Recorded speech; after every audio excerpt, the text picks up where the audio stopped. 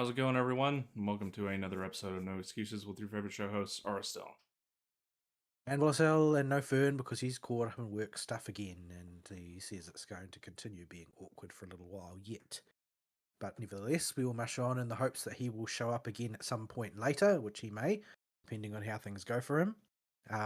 So we will bring you the latest news and games commentary for the week, such as it was. If you'd like to get involved with the show, you can do so by sending us email at noexcusesvtw@gmail.com, or you can follow us on the Twitter at noexcusesvtw, or you can join us in our Discord server, which you can get to by clicking on the link in the, as some YouTubers call it, low bar, although I don't know where they got that name from. Yes, indeed. And the lights just turned on very brightly when I had the camera zoomed in on us. Must be a time of day thing. Yeah, our time out there now. So, on the show this week, we're winging it because I didn't see any news this week at all. To be honest, nor did I, except for the unfortunate passing of Tomonobu Itagaki.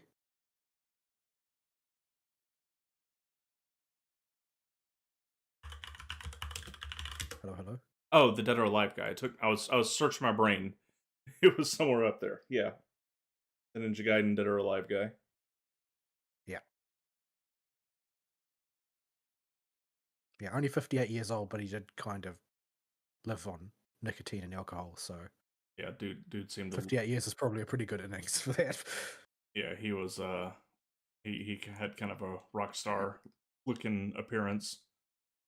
Yeah, he was a character. I didn't know very much about him, um, but I like the Xbox reboot of Ninja Gaiden, and so anybody that's willing to continue pushing Dead or Alive has a certain forwardness to them that you just don't get, especially out of Japanese developers very often. Also, he liked to dunk on Tekken, and I don't like Tekken either. Yes, that's also a thing. Tekken people are they're weird. The latest crowd has a lot of tourists, it seems like, that are relatively new to the game for Tekken, so they're not as bad as usual with the latest Tekken game, but they have different problems than usual. The ones that come with tourists, like they need to make everybody gay. Yeah, I've noticed though that the entryists have adopted the word tourist and are now flinging it about. There was a bit of a they don't know how to use it though. Like with most things that the left steals from the so they accused there was a that whatchamacallit, the D&D art that has been a point of discussion this Oh, week. the one you posted in the thing, the Yeah, the well, gay beholder. so lots of people were upset about that because of what I guess a sign of the times it is for D&D, and the the reaction to it was met with a counter reaction from the entryists who support that kind of thing, right? So they were furiously accusing the people who don't like the art of being tourists and not real fans, not the original, but um, among the people that they accused of being tourists were Sandy Peterson and Robert Kuntz. Mm-hmm. People that have been That there is for to say, eonks. the guy who made Call of Cthulhu and the guy who was in the original TSR team for D&D. Yeah. People that have been around for eonks. They weren't merely around for yonks. They're sort of like totemic figures that made tabletop and but yeah, so these people are allegedly tourists who have never played a TTRPG, according to the new crop of quote fans unquote. I will sometimes find myself thinking, surely these can't be real people. That's too stupid. They must be bots. And then I remember, oh wait, I work with real people. They are that stupid. I mean, all you need, it's a famously neckbeard saying, but it is not strictly speaking untrue. That think about how dumb the average person is, and then recognize the fact that, them being average means 50% of people are dumber than them. Mm-hmm.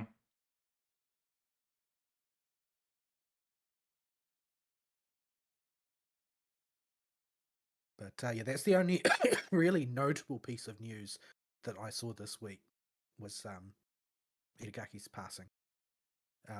I wonder if I he don't really know if intend. he was that active anymore in development or what, because a lot of these Japanese developers do work until they take their last breath. So Yeah.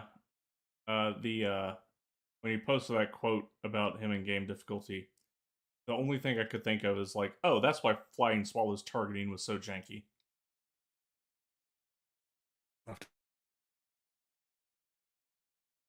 You cut out on that one. I said I'll have to take your word for it.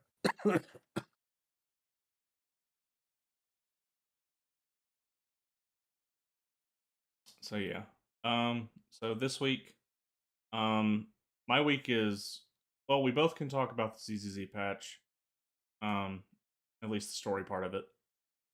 And the Star Rail event, I guess. I didn't expect to be able to finish that the same day I did the ZZZ stuff, but it took like no time. And what else? Oh, and I got a crap load of Digimon to talk about. You sure do like yourself some Digimons. They are monster friends to the boys and girls, champions of the digital world.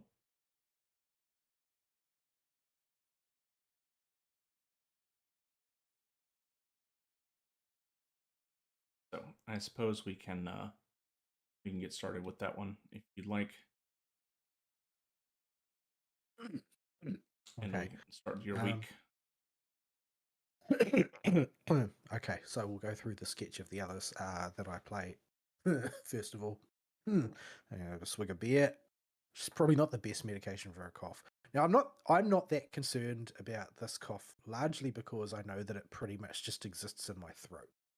It's not something that much more deep seated, because all I have to do is take a throat lozenge and it will stop happening until the lozenge dissolves.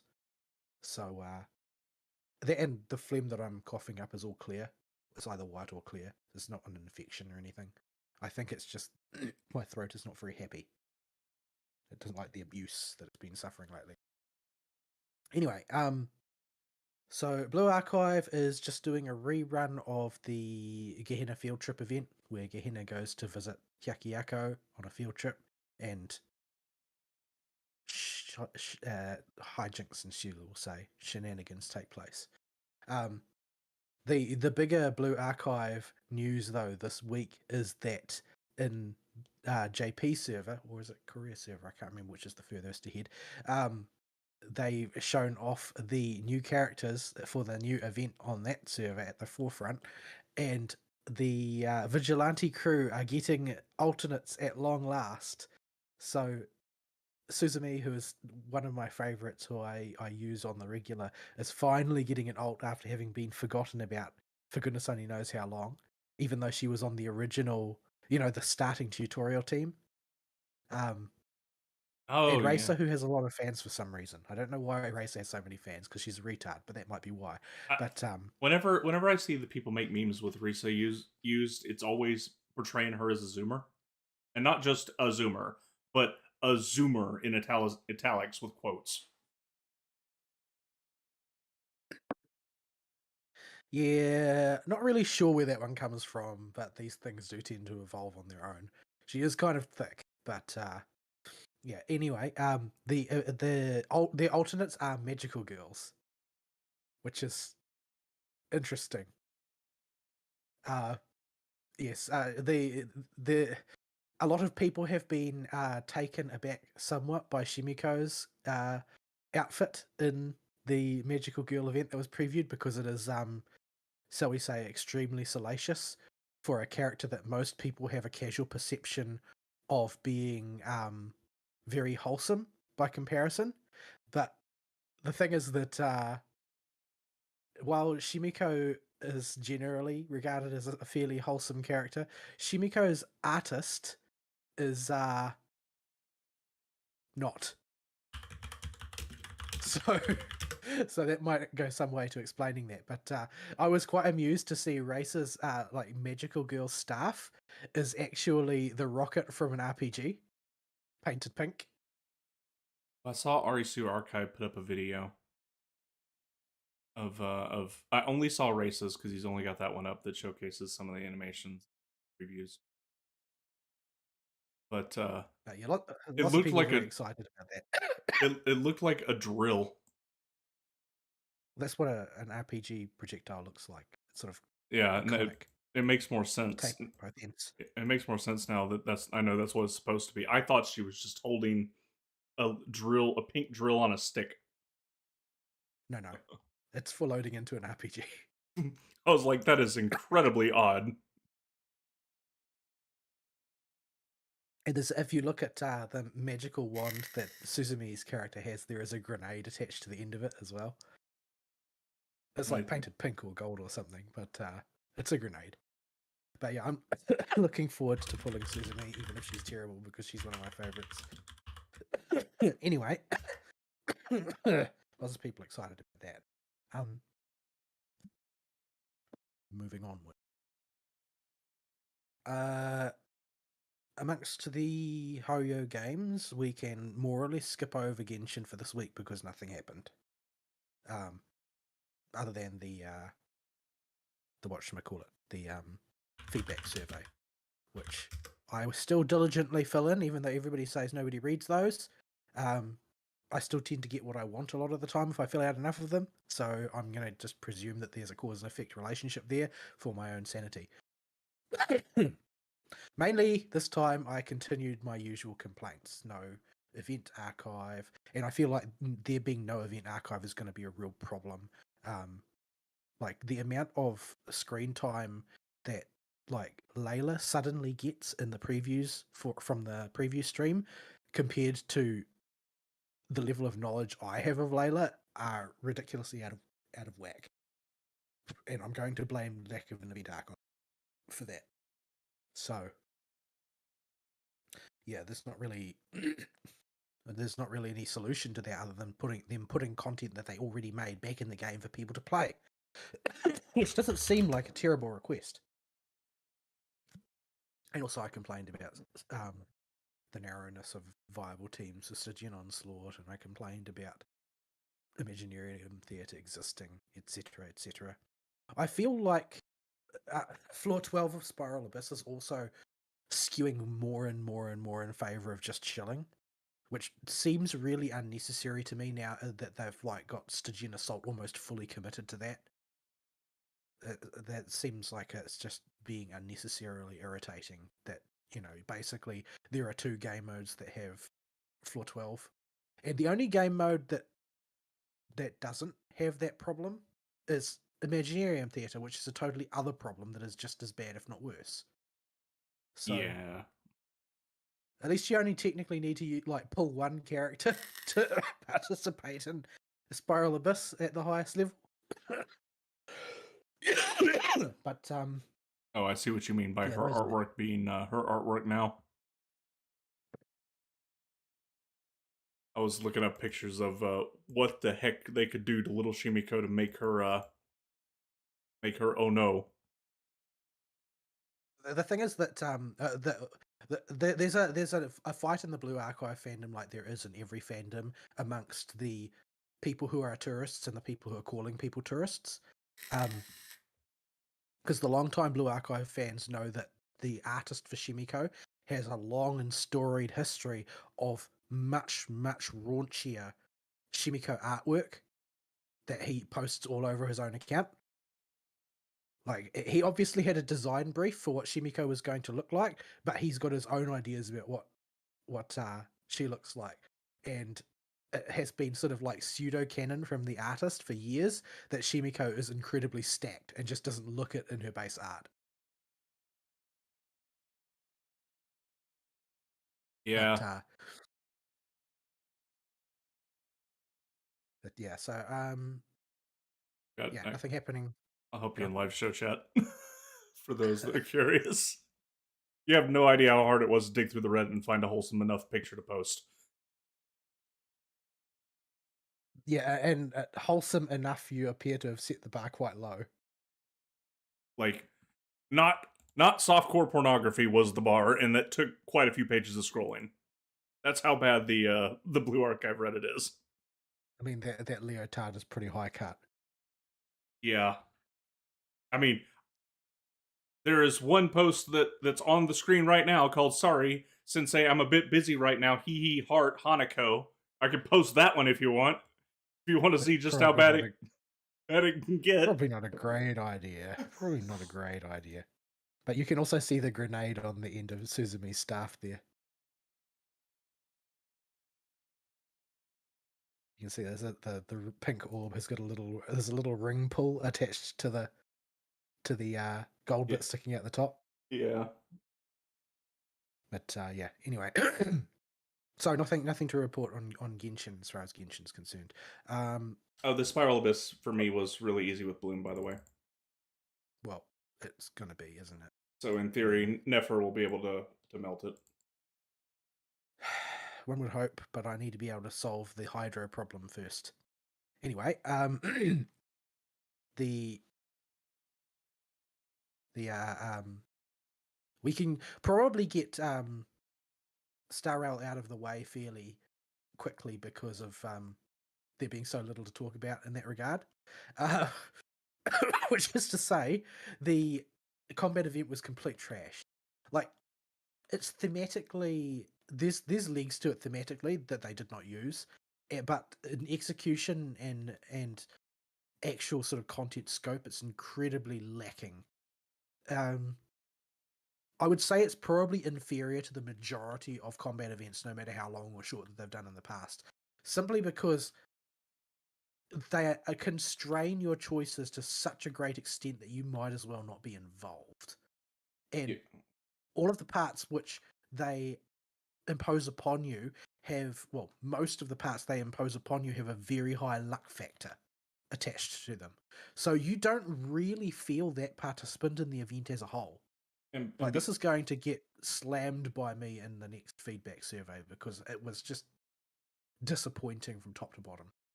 I put this off for several days because when I saw the event pop up, I'm like, oh, it's probably got story bits because I don't follow the previews for these games very much. I occasionally check out the ZZ one. And like, oh, it's probably got like scenes with Sparkle and Sampo, and it's supposed to be one of the highlight events for this version. So I'll put that off for a few days while I'm playing Digimon. And I got to it today after doing all the ZZZ stuff, expecting just to get started with it, and there was no story whatsoever. There's no interacting with anybody. Like y'all, I thought this was one of the headliner events for this version. The problem is that there aren't headliner events anymore. That's what people are complaining about. Like, the only event of note is the Dromus one, and I liked the Dromus one. It was cute, but that's all that there is. This event takes about 35 minutes to do if you take your time. Yeah, If you just rush through it, you can probably clear it in about 20.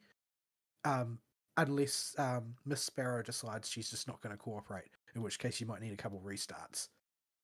I mean, that's only if you really want to just get that double S on the ranking. Which you really don't need. Yeah, I mean, the game is going to play it by itself. You can put like a level 1 welt that only auto attacks in there for the last slot on most of these, and the game will still give you the free S rank.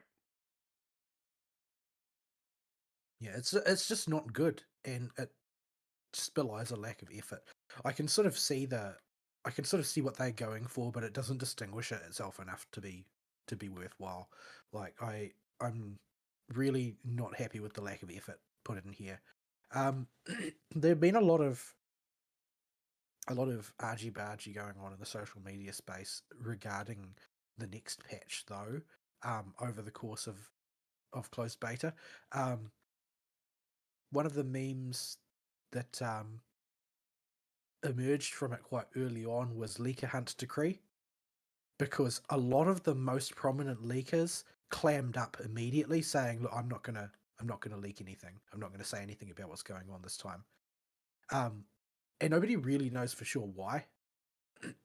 The speculation, now that we've seen CBT V4, is that nobody wanted to be in the crosshairs of, like, shoot the messenger style of reporting just how bad Cyrene's kit is. So it's been leaked to be well, in a world where everything didn't revolve around min cycling, Cyrene's kit would be outrageously powerful. However, it takes so long to get the engine to turn over and start running that it's pretty much a dead letter for a lot of people. Like, if you're somebody who cares about zero cycling, you can't use Cyrene, because it takes, even with a totally tricked out team with perfect stats, it's going to take you a full cycle just to turn on her ultimate to get the team running. So she's for the biggest whales in the game, she's already dead on arrival. For those who are, like, casually, like, trying to sub 10 turn Memory of Chaos, like our class of player, we are only going to be able to afford to get her E0, probably. Maybe E0 S1 on the outside, which is not going to make her powerful enough to use in that context. Because you're going to end up... Because normally people like us will clear in, 7 or 8 cycles, that sort of neighborhood, which will put... With using Cyrene at E0 will put us on the fail line. So it's just not a viable pull for us if we think about it in gameplay terms. Yeah.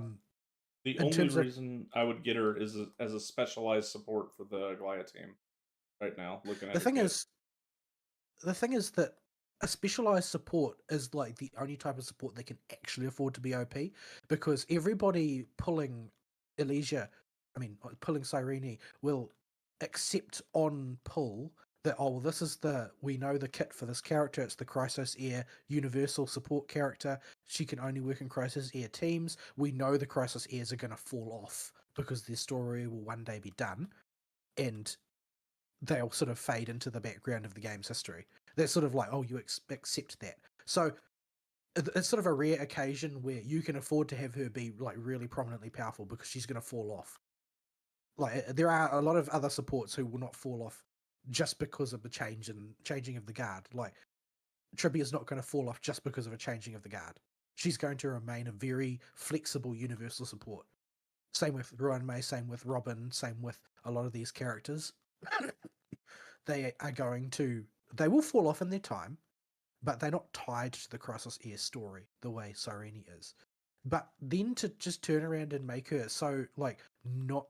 As this is not like she's bad in the abstract, but she's bad in all the use cases. And the use cases is currently what matters. Like, if they bring out Currency Wars and it becomes a major game mode, and it's supposed to be a permanent game mode, but it's sort of hard to tell what they mean by that just from that alone. If Currency Wars has a huge space for her, then maybe that would change the calculus. It's sort of hard to say since we know so little about it. But the way things stand now, all of the use cases are turn time dependent. So there is no use case for her. And that's really the big issue. So it doesn't really matter how powerful she is, and her animations are extensive and gorgeous. They have put in a huge amount of effort into her animation and that sort of thing. Possibly too much effort, judging by how long they are. But it's not going to matter. But if they flood the design so badly that there is no use case for her, and so the only reason to pull her is if you are so much an Elysia loyalist that you can't help it. So a lot of people are speculating this is some kind of, like, perverse experiment to see whether a subpar character can be carried entirely by the IP. Maybe it can. Elysia is very, very popular, but I'm doubtful that will be enough. We don't know for a fact that CBT V4 is the last version. There have been CBT V5s in the past. They are not very common. Usually they don't do last minute revisions unless one of the early CBTs has had a total kit revamp in it. And Cyreni's didn't get one of those, so it would be unusual for it to be this late. But this created a bunch of shenanigans because everybody was expecting, after discovering that it was impossible to zero cycle with any team using Cyrene, everybody expected there would be adjustments to her kit in CBT V4, and there weren't. And there was a riot, basically. The admins eventually either muted or banned every single player on the post beta realm because there was just that much raging out. But it's become sort of a meme now that that the real try not to laugh challenge is Cyrene's kit is the meme. But yeah, so it's been kind of havoc there. Like, I was intending to pull for Cyrene if she was useful at all, because I have Elysia on my main team in Honkai Impact 3rd, along with Vita and Sparkle. Vita is canonically in Honkai Impact 3rd a Laughing Fool, Masked Fool. So she is in the same faction as Sparkle, even though she's in a different part of the Hoyoverse. So she could technically appear in Star Rail as well. So maybe I'll be able to get her to add to my team at some point.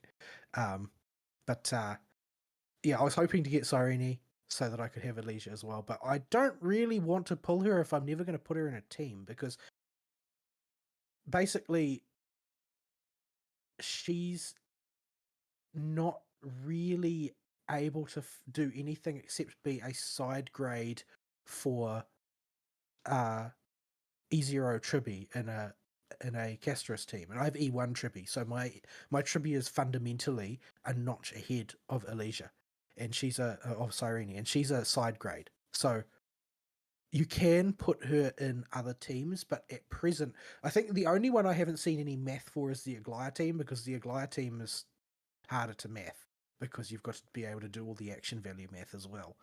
Yeah, it's all on, can we get the energy engine going, and can we keep it going, preferably without Aglaia having to take damage. Yeah, but see, that's a binary thing, right? So people aren't going to be in a hurry to do the math, because if you can get the engine running, you don't need any more oomph than that. Yeah. So the people who are at the cutting edge, they don't have to worry about that question. So they aren't going to be in a hurry to math out just how good Cyrene is for that team. But yeah, there are going to be ways to slot her into other teams, but there's that wind-up time before she becomes effective, and you need to offset that. And the only way to offset that is to get her, I think people are saying E2 is enough to offset that, but nobody's going to pull 3 copies of Cyrene just to have a side grade. Especially when she's going to lose all relevance along with each of the Chrysos heirs as they fall out of relevance. Like, there are some, like, Aglaia is her own archetype, so she will fall out of relevance when her pure numbers can no longer hold up anymore. Dot is basically lives and dies on Isolin's performance, so when her damage numbers don't make up a reasonable amount for Dot anymore, well, then she'll fall out of relevance. Mighty's already not relevant. He's an okay performer for people who like Mighty. From what I've seen, most Mighty players play him because they are entranced by his body and for not any other reason. So maybe they won't care. I mean, yeah, you can strip meat on them abs. But yeah, it's she's very much bound to this current epoch of the story, and that's not really likely to change. So yeah, it seems like they're in a bit of a spot of bother there. How they react to it will be interesting to see. But generally speaking, the Star Rail team have been dropping ball after ball for the past several patches running, and they don't seem to be able to catch what they're doing. The only thing that has been sort of on a roughly even keel is the writing. Storytelling has been spotty. The content has been lacking in terms of volume. They've just bobbled the ball in a lot of places, and there's a huge amount of money sloshing about in theory. The problem is most of that money is probably being routed to their two new projects, their Mon collector and their whatchamacallit, Harvest Moon competitor that they're putting together. Yeah. Plus the sub development team for Millie Astral Wonderland.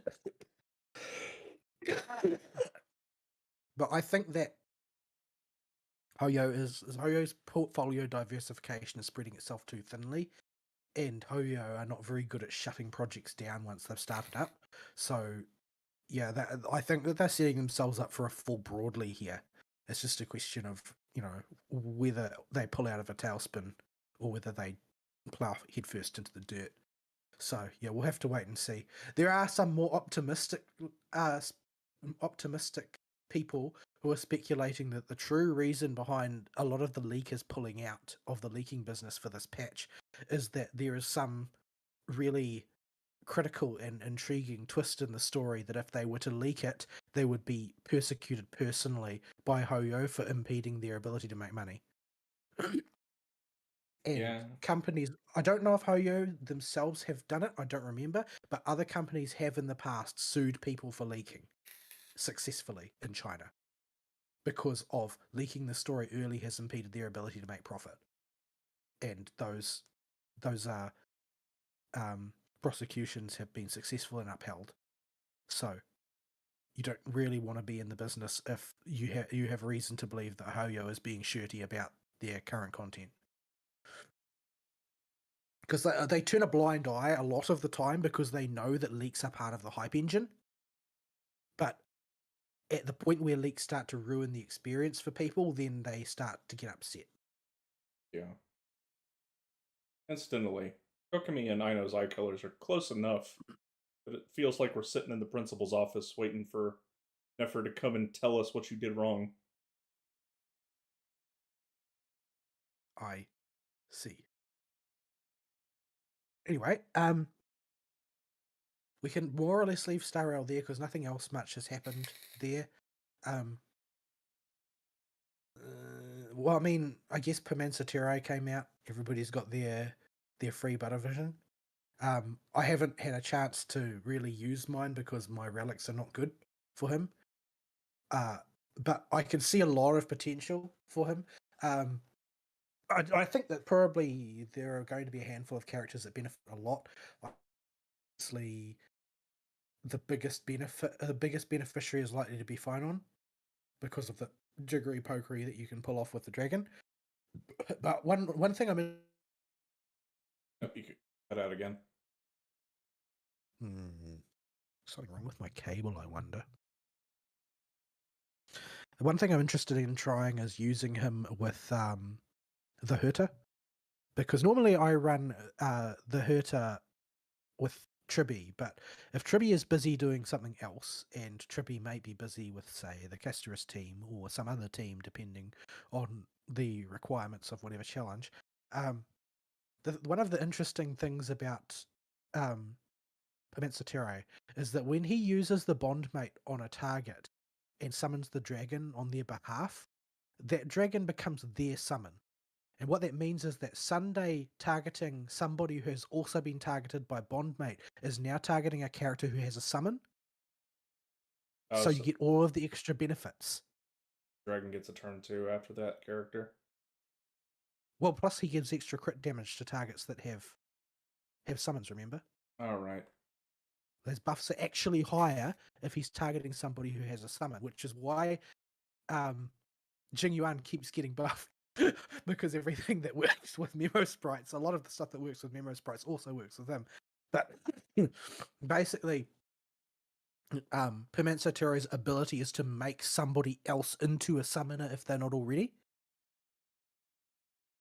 Which means that Finon can be a summoner and gain benefit from Sunday, because the summon that Permansa Terrae creates, the dragon, follows Finon into his exclusive domain when he goes into his second form. Oh, I see. Nobody else does. All of the flaw in that team is that you buff up Finon before he goes into that mode, and then you can't make any amendments after the fact.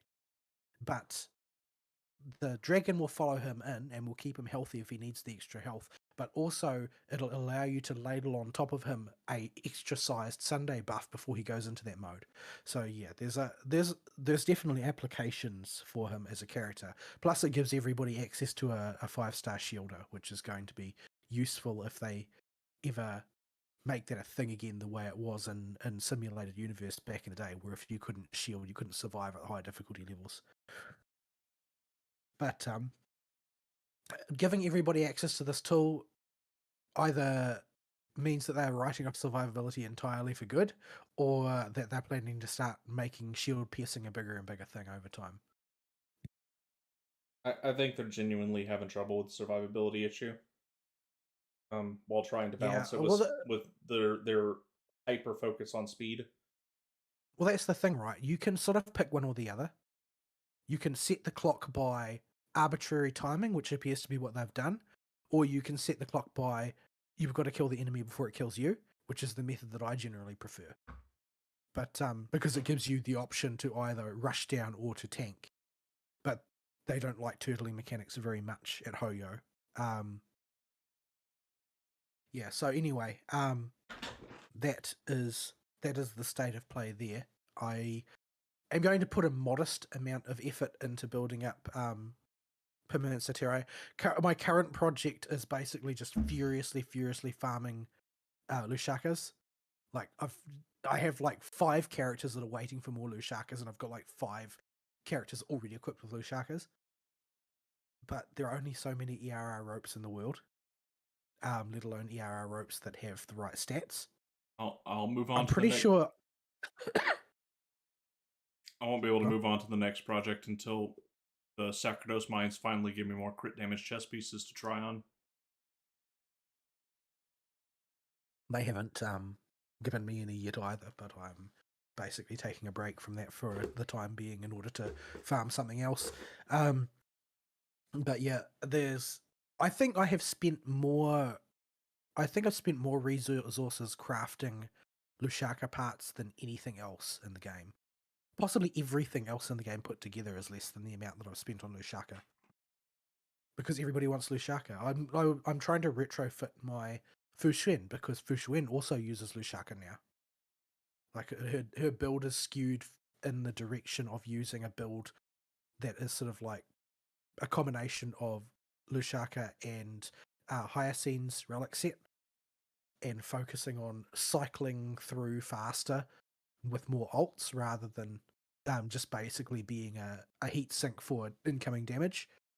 But yeah, I need to get a Lushaka to give to Sparkle. I need to get a Lushaka to give to Fushun. I need to get a Lushaka to give to Don Hung. I've got several characters who have really, really bad Lushaka parts equipped just to have Lushaka equipped. Yeah, my Kafka uses Lushaka. My Gallagher uses Lushaka. All of my supports except for Fugue, and I think Ruame doesn't have a Lushaka equipped because she's usually used on the break team, and attack doesn't really do much for most breakers. I think I've spent the most of the customized resin on Lushaka, but the raw amount of crafting has been for a character that I only have one set in use for with one character, and that's Barbara. Because I just really wanted to crack my Barbara. I made 50 pairs of gloves.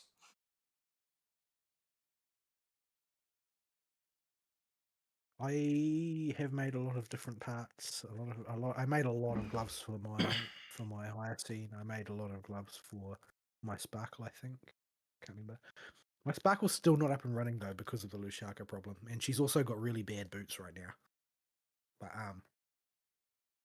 she's basically for use with Archer only at this point.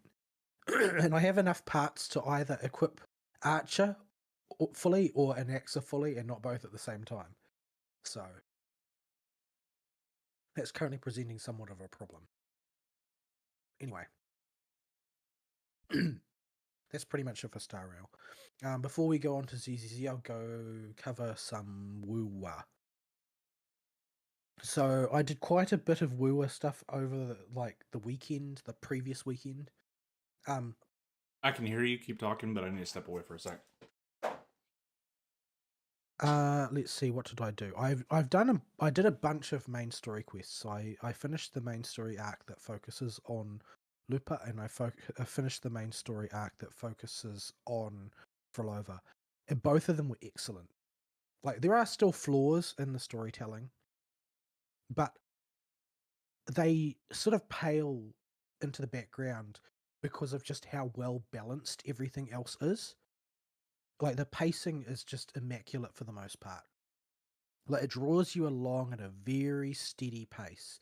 You don't feel like you're being rushed through the story, and you don't have long periods of time tapping your feet and staring into the corners of the room wondering when something's going to happen. They're really, really well balanced. The characters are really endearing. Overall, it was just a great experience. It was really, really effective storytelling from Kuro Games on those arcs. And apparently the following arcs are also going to be quite good. These were some of the high points of 2.x, but apparently the upcoming ones are also good, so I'm looking forward to seeing them. Basically, so far,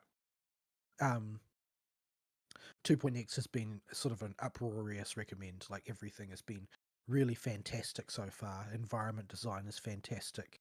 The battles are fantastic for the most part. I'm a bit lukewarm on the final boss of Frolova's story, but it's okay. The presentation is great. The sort of the dialogue is great. The characters are great. It's just really, really good experience. A really good experience. You got to give them props for it. It's just fantastic. I did a couple of character stories as well. I did Cheng Li's, which is okay. I'll say that it's just okay. Cheng Li has got the same voice actress. She's voiced by Chiwa Sato, so she's got the same voice actress as Tamamo, and she kind of looks like Tamamo, and she kind of acts like Tamamo at times. But she's, generally speaking, she's like a more serious and grounded Tamamo. She's very much like Yae Miko, except a little bit less playful. But yeah, her story is very sort of like steady and somber. Maybe not entirely somber, but somewhat somber. Very grounded. It doesn't have any sort of like grand moments of emotional manipulation like some character stories do, and it doesn't really wow you or blow you away at any point in time. But she plays a role in the story as sort of like a a steady foundation for the governorship of Jinzhou. So, and Huanglong by extension generally, and the story sort of reflects that to some extent. You know, 'cause she's unlike a lot of characters that you meet in RPGs, she is one of the veteran characters, I guess you could say. Like, she's already gone through her character development in the past. It's and arrived at being a mature individual who has, done the follies of youth long ago and sort of come to where she is now as sort of like a staple member of society. And the story is reflective of that. It is a reflective story to her rather than for her to grow. So it's quite low key, all told. It's not bad, but it's not exciting either. And it's not like a tearjerker. I am back, and whatever your last sentence was cut out. Man, is something wrong with my microphone? Maybe if I adjust the gain, maybe it'll bring the pickup with it. Do I have a noise gate setting, or is it set to auto? Turn you down now on my end.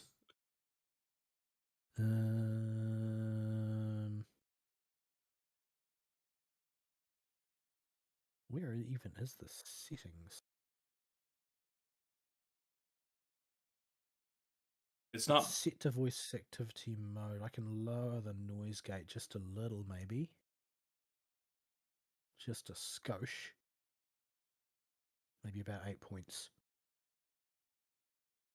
It doesn't sound like it's a noise problem. It'll just cut off mid sentence, and then your next sentence will turn back on. Man, anyway, um,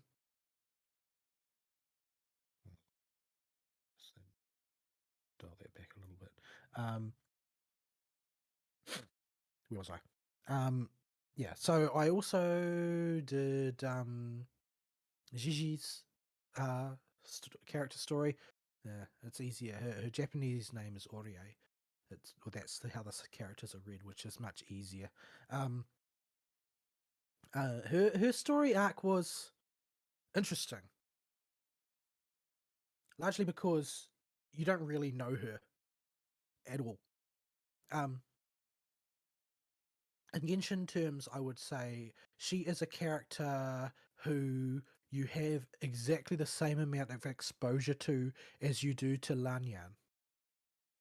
That is to say, she comes in a New Year's event and she's participant in that New Year's event, and you spend time with her in that New Year's event, and then she vanishes off the face of the planet afterwards. So, her having a character story is a product of her being a 5-star character.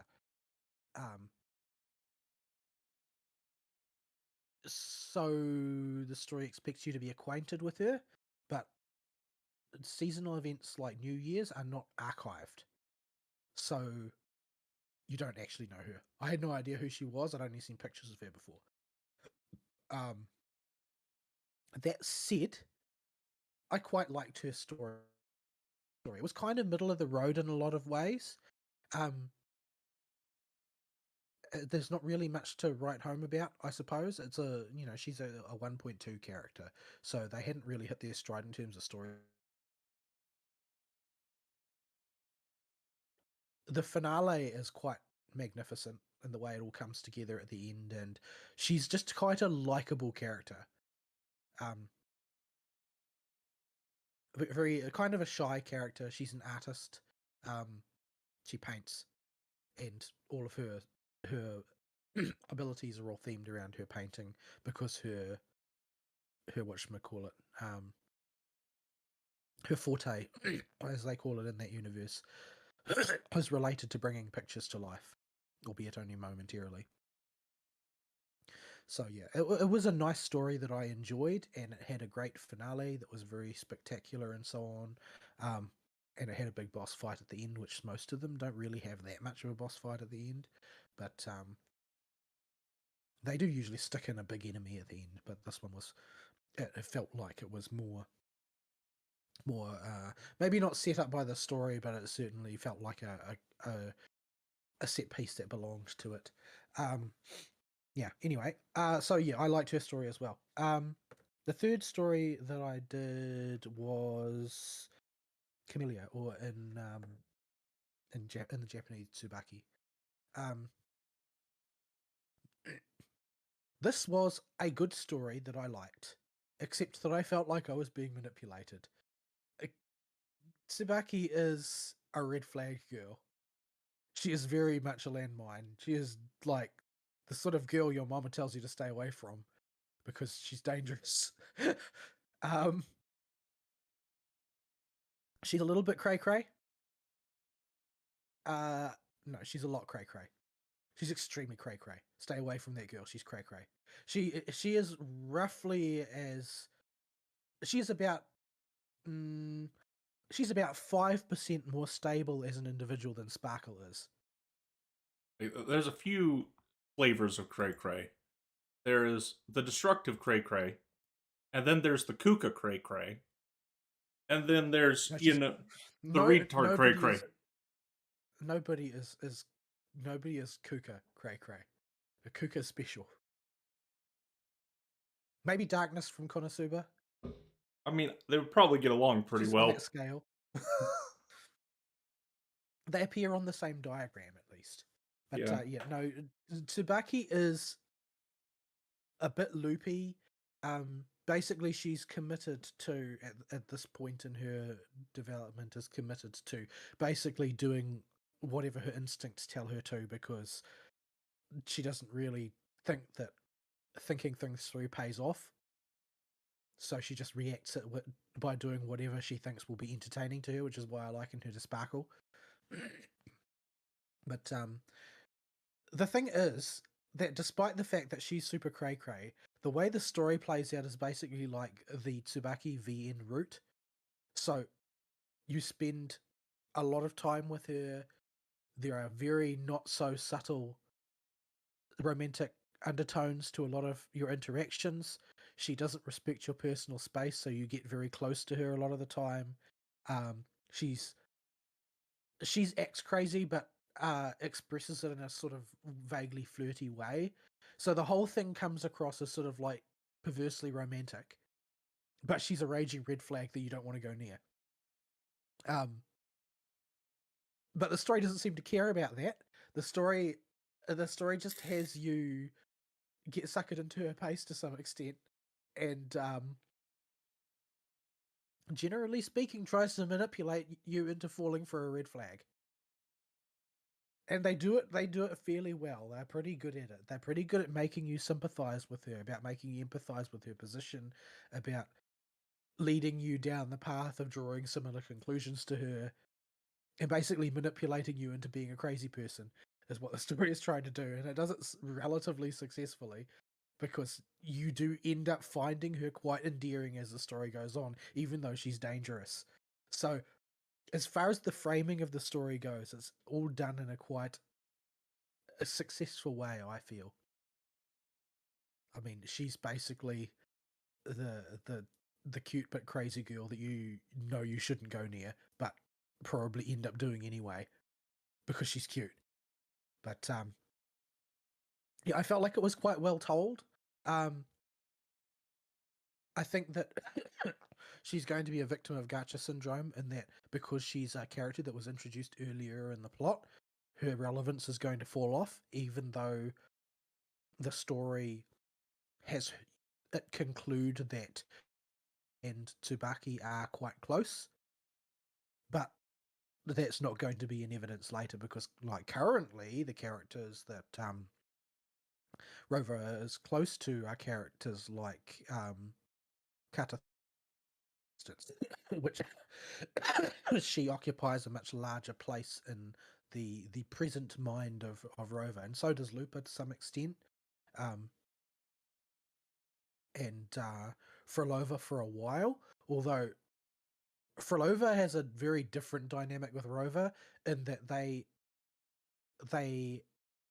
act towards each other like long estranged exes that haven't quite killed off the last 5% of affection they have for each other, type of thing. Like they're enemies. They don't want anything to do with each other, but they can't help but get along because they've got history, type of thing. Mm-hmm. But yeah, so there's a lot of these types of dynamics, and I play as a female Rover, which softens it a little bit, but they don't try very hard. It's not quite the way that the Ghost Hunting Squad quest in HSR sort of doesn't work with a male character, and it's not quite to that extent when you play a female character in these stories. It's more like when you play a female character doing Ayaka's character quest. It's like, this is a date. This is sort of like an implicitly romantic occasion that you're spending with Ayaka, except you're playing as Lumine. And in Genshin, you can soften the blow because Paimon is present, so there's always a third wheel. It doesn't actually become a date.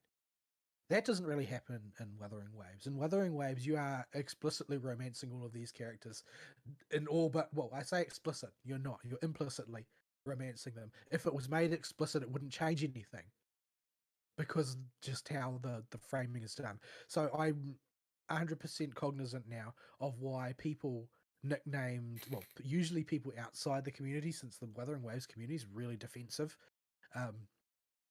Perhaps not as offensive as the Genshin community is, but definitely very defensive. But why people outside the Wuthering Waves community refer to Wuthering Waves as Gathering Wives, because there is that vibe to a lot of the character stories, is that this is just like one explicit statement away from being a VN romance route. Apparently, Phoebe has appeared in the most recent part of the story again, and so it's revived a whole bunch of sentiment in the game that is, oh, I remember there was that event with Phoebe where it was basically the romance between Rover and Phoebe in that one. And so this just seems to be the way they're going. They're going to very, very cynically push the waifu pulling approach to marketing these characters. And when a character gets spotlighted, they tend to be very. I see what you're doing there. They tend to be pushed very hard as a romantic interest in the subtext. Like Lupa was extremely strong for that. Like in her part of the MSQ, Lupa is like you can see incidental dialogue amongst the various NPCs in a variety of different parts of that story, just as you walk past them, speculating that. And this is like a recurring thing that the public is speculating about over the course of that story. And the two of them in story don't do anything to dissuade them from that. So yeah, but overall, it just it ends up going to show that they know what they're doing now when they tell stories. It's not the sort of like clumsy, clutched together crap from 1.0, 1.1 where they were just sort of fumbling around. They have got a pretty good mastery of their craft now, and they haven't dropped the ball since 2.x started. So yeah, overall, it was a good experience across all of the content I've covered there.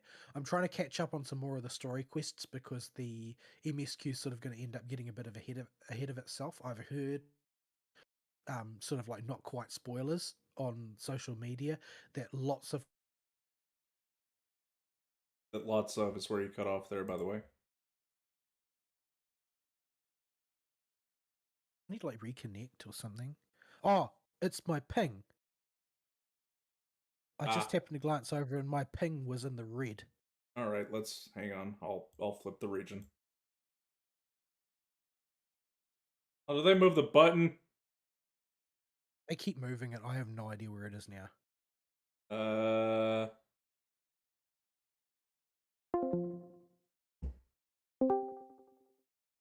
Okay, how we doing now? Even worse. Okay. Significantly worse, in fact. Go into Sydney.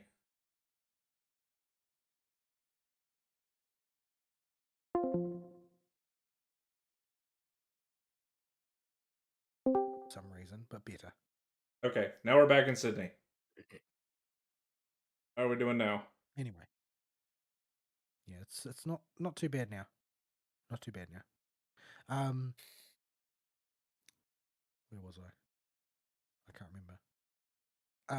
Yeah, so I've heard that in the forthcoming MSQ that has been released more recently, that there's going to be lots of characters reappearing with the sort of the ground understanding that you have already done character quests with them to some extent. So I'm going to stop and get caught up on some of that stuff. So yeah. So that's pretty much my experience with Woowa over the past week. So at this point, what's left is the ZZZ. So to give my throat a rest, Ari can go on and lead that one. Right. So CZ had its number up patch drop this week. Oh, so I actually need to talk into the microphone. So this comes with Lucia as the new character, new game mode that'll be on a long cycle rotation. I think it's on a rotation. I think it's a permanent game mode. It seems to be out of sync with the other two though. What else? New main story quests, obviously, and character quests for Lucia that I have not done yet. So I can't comment on those. I've only done the MSQ and the new permanent game mode, the easy version. I did one level of the hard version just to get an idea for how the jump is from easy to hard. So where do we start here? Talking about the MSQ first is probably the best way to go because Lucia is a core part of it, and we'll get to her character at some point. So the story picks up after all the stuff with the military and the stuff that was going on with Tops in the patch before that, and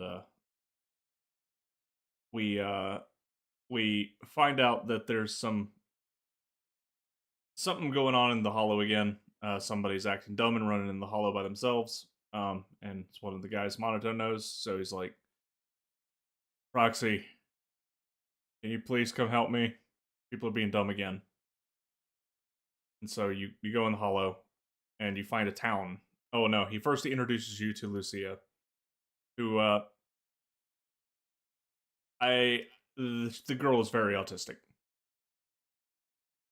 She came to meet them in real life because she talked to them online, and this is, always a good idea. Always do this in real life. It always ends up well for everybody. And she is how do I describe Lucia? She's a very special girl. Now, you find out like it. She's not as delusional as she first comes off, but she is weird. Like, really weird. And that she will just go off on random tangents about ethereals and stuff whenever she finds something interesting, and will give lectures if prompted, and really, really wants you to prompt her. But she immediately starts whipping out like soy sauce and condiments and telling you to throw this in people's face when you meet them. Make sure they're not rock monsters. It's or spirits. Yeah, rock monsters. So Monoto's just like, yeah, she hangs out on the forum. We hang out online, and she's gonna come with us. I forget what the reason that she came with you into the Hollow was. Just kind of there. I think it was probably number one, she's just kind of there. Number two, probably hazardous to leave her unattended. Yeah. So you go into the Hollow and you find Monoto's buddy and the Tops guy that he was fighting with. Acted very odd in town. Monoto's buddy is now dressed in a Moebian temple uniform and thinks he's a master martial artist all of a sudden. And this town in the Hollow appears to have some residents in it, but all of them are acting really, really funny. Like, they're talking about this wonderful, wonderful script they just wrote for this movie, and you can glance at the script, and it's completely blank in their hands. And some girl claims to be making it as a famous actress, and the I forget what the Tops employee was under the delusion of, but like, this is really weird. And so you explore the town, and they keep telling you, okay, you can go anywhere you want, just don't go in the auditorium. You're like, okay. And it doesn't take long for everybody to twig to there's something either seriously messed up with these people, or these aren't the same people we came in looking for. And they rather quickly start piecing it all together when Shadow Monoto literally walks out from inside of him while they're in town. And they call these little doppelgangers drowned ideals that are some wish or dream that the person has that when they enter this town gets manifested as a physical ether entity, but is confined to the town. But these things seem to need the original around in some degree to exist. So they're all. It doesn't take them long to go, okay, so the original people are somewhere in this town. We just got to find them. And before you can do much more investigating, you get run out of town by a creepy little girl in a hoodie with a big scary monster, super ethereal, chasing Belle out of town. So you leave and you regroup, and you talk about what's going on, and you go back in. So this is our setup for the story of this arc. Sponsored by Krampus. Yeah. So the setup for a patch story, I think, was pretty good. At least it made the mystery of the town fairly interesting. Although the characters I found much more interesting as we were going through. Uh, I would think you would like a lot of the stuff with Yadari tying into the myth arc a lot and Well, putting more. actually, Lucia's commentary on various things is more interesting because it could have been taken straight out of Honkai Impact Third. A lot of the stuff she says, particularly in her character story, Yeah, like the sort of metaphysics that her tribe's sort of like traditions operate under is considered science in the Honkai Impact Third universe. yeah, have not done her character story yet, and also have not played Honkai Impact Third, so all that's going to go right over my head. Um, but yeah, but yeah. The TLDR, because I don't want to do uh a full detailed story recap, is you find Yidhari tied up in the auditorium. You figure out there's a underground area with cocoons where they're keeping all the people. Um, Shenanigans and planning ensue. Tops gets involved with Krampus and the evil, adorable little bunny girl. Um, Gives you some kind of ether disruptor to go in there I and really have any evidence she's evil. I mean, I mean, there's no way she's not evil. Well, she lampshades that though. I can't remember at what point, but she's like, yeah, I know you've got stereotypes about what Tops employees are like, and I can understand why you're acting that way. But Krampus is a different sort of organization to that because, and she sort of implies the guy who runs Krampus is a bit of a Fruit Loop.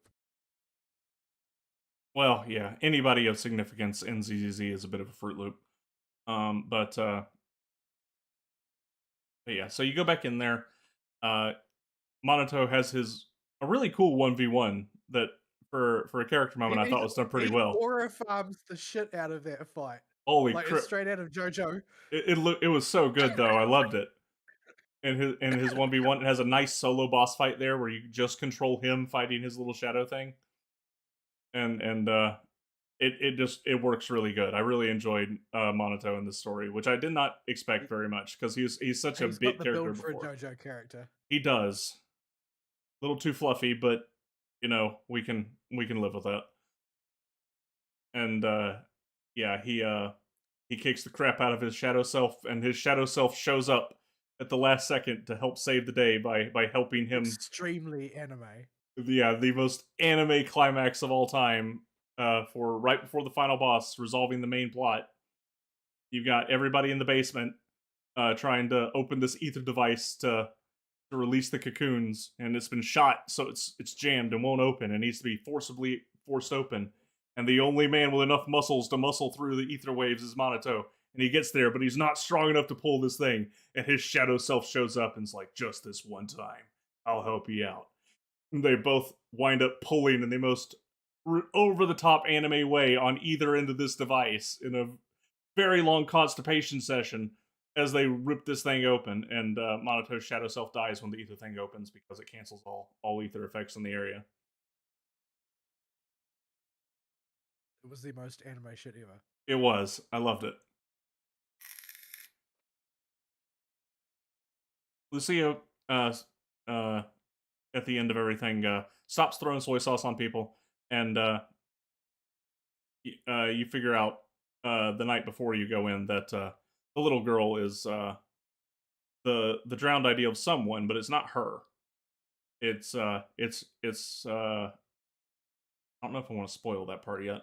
There doesn't need to be a spoiler. It doesn't need to be a spoiler report.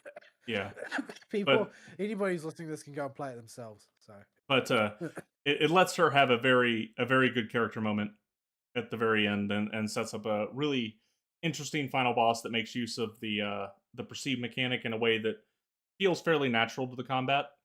It's clearly them toying and experimenting with it, and I think they did all right here. Otherwise, it's a fairly standard ethereal big boss. Uh, but yeah, it was a good end to it, and the story ends with the yet another foreshadowing cliffhanger with Spoiler, spoiler, spoiler, spoiler, spoiler, spoiler, spoiler, spoiler. yeah, yeah, the foreshadowy cliffhanger at the end that comes with other stuff. Basically, if you remember last time, it's very similar to that. And and all throughout the quest, Sarah is doing stuff, and Yidhari is It's there. like a freaking cockroach, man. She's always scuttling out from under places, and you can't ever quite get rid of her. Yeah, yeah. Sarah's just everywhere, but she seems to be becoming more prominent and may finally be a big bad villain. And I think I heard of Fern. Yes, you did. Yeah. Hello. Hey, Fern. We were Hi. just wrapping up the Hoyo talk, Excellent. or we're on the last game. I have not even looked remotely at a Hoyo game this whole couple of weeks. So, yeah. I liked this story. It's the sort of story that I like from ZZZ. I think the sort of like the sort of semi paranormal urban legend thing is what it does best. Like I really liked the Ballet Twins arc, for instance. You know, in spite of all of the Bang Boo TV it involved. I wonder what it's like But now. I have no idea.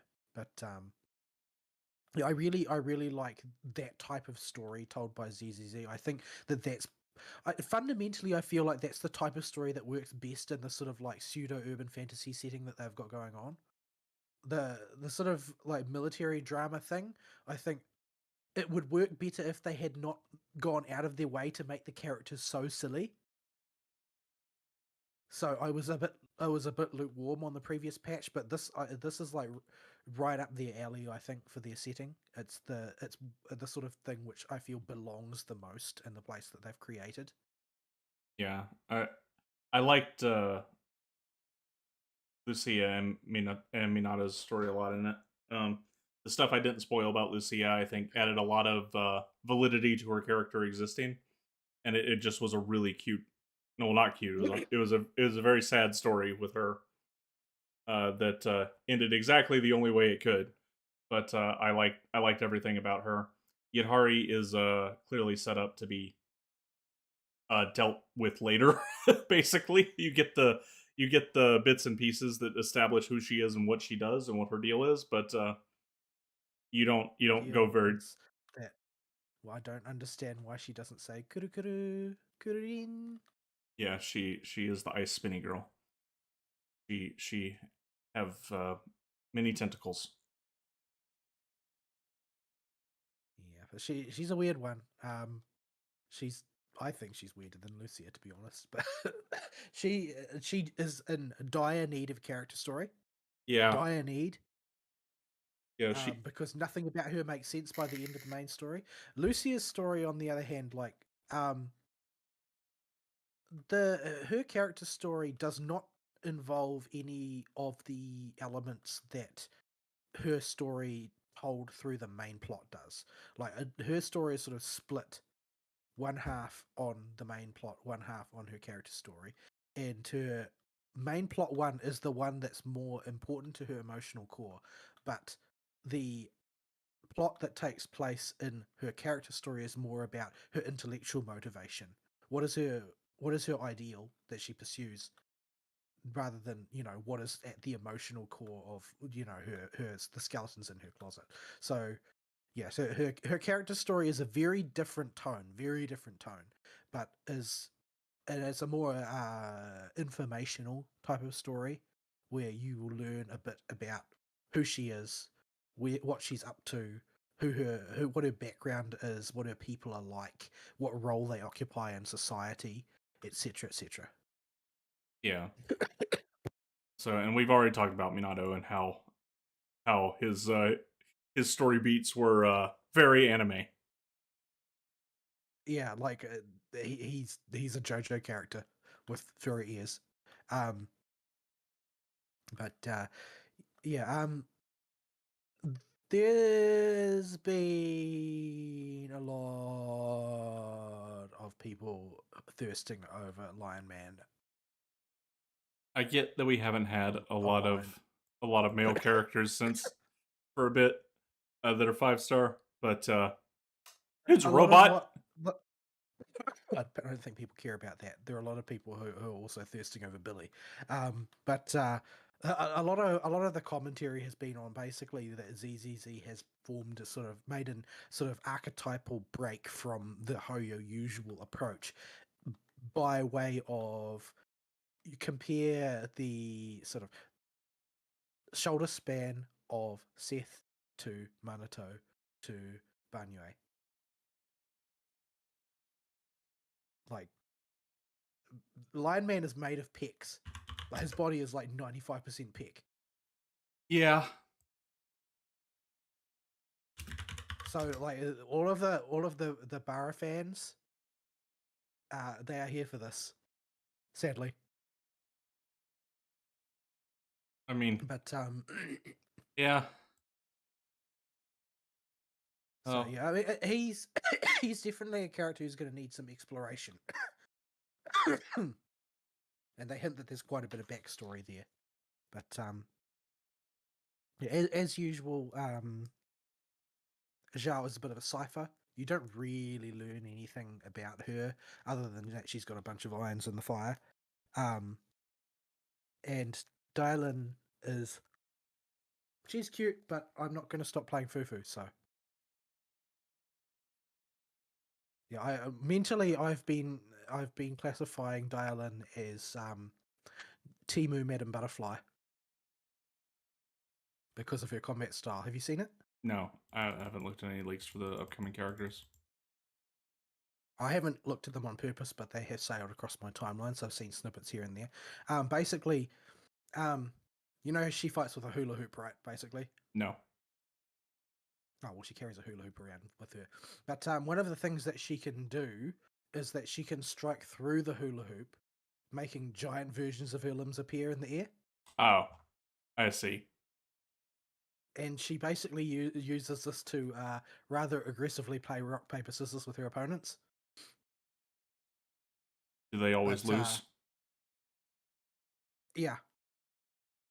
I don't think that they realize that that's the game they're playing, to be totally honest. But yeah, so it's quite a spectacular combat style. But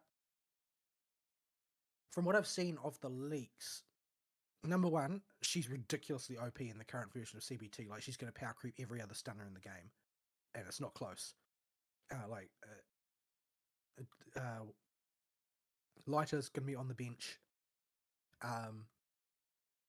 Whatchamacallit? Chingy. Chingy's going to be on the bench. Chingy's needed some love for a while. Fufu's not going to make it all the way to the bench, but only because, well, she's still quite recent. Therefore, her numbers are reasonably good. Trigger is not going to make it to the bench because she meshes too well with new characters. But yeah, the current version of Dylan is ridiculously powerful. But it's sort of hard to tell how powerful she's supposed to be because it became evident relatively quickly in the most recent version of CBT that there seemed to be exhaustion problems on the dev team because she was the latest version of CBT of Dylan was launched with a W engine that gave 600% bonus crit damage. What? And when they hotfixed it, they hotfixed it to 600 energy regen per second while off field. What? Somebody So did not get enough sleep the night before. There's clearly issues with numbers of zeros and positions of decimal points at this point. So, yeah, it's sort of hard to tell how powerful she's supposed to be because she's just completely broken in her launch form. The fans of the Lion Man are eating good because his combat animations are really, really cool. Like he's got a real he's got real action game vibes. He's got 4 arms when he's fighting, man. Where do the extra arms come from? He's a robot. I don't know. He's a robot. So okay, but yeah, it's like He's got really cool animations. Like it's a set of fighting animations that have got like a real sense of like strength and weight behind them. Like his moves look powerful. Like he looks like a really imposing fighter on the field. So it's a really well executed set of animations. But it looks like a good couple of new characters. That means that probably Zhao is going to be pushed to the following patch because there is data for her to be playable, although there's not really any information on that as yet. But the only thing we know is that basically Banya is going to be the 5-star Fire Rapture. So basically Minato Pro Max, I guess, and Dylan's going to be physical stun. And it's sort of hard to tell who she's for exactly because her kit is currently so incoherent. There are some interesting things in there that I'm not really sure how you apply them in practice, but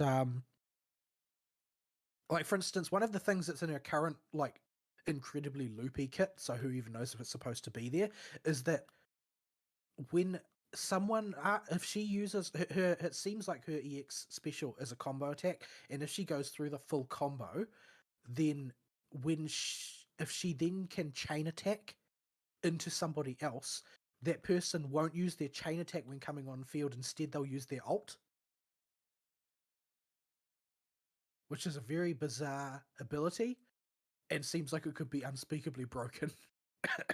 Yeah, depending on who you match them up with. Fern, I helped you out. I got you a picture.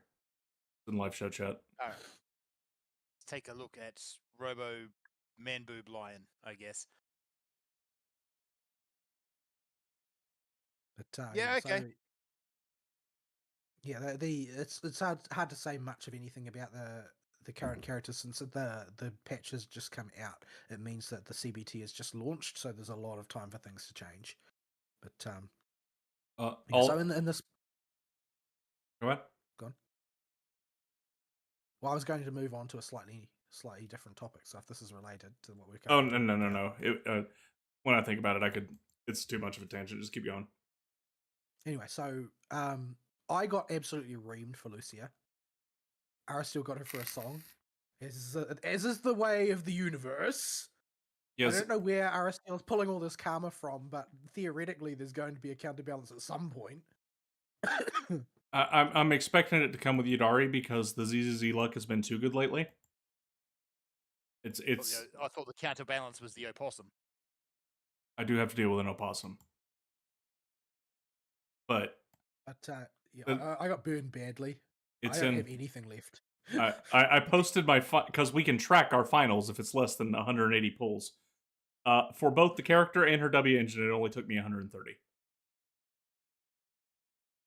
I went over 80 3 times. One of them I think was about 2 pulls away from hard pity, from capping it out. And the other ones I was also single digits away.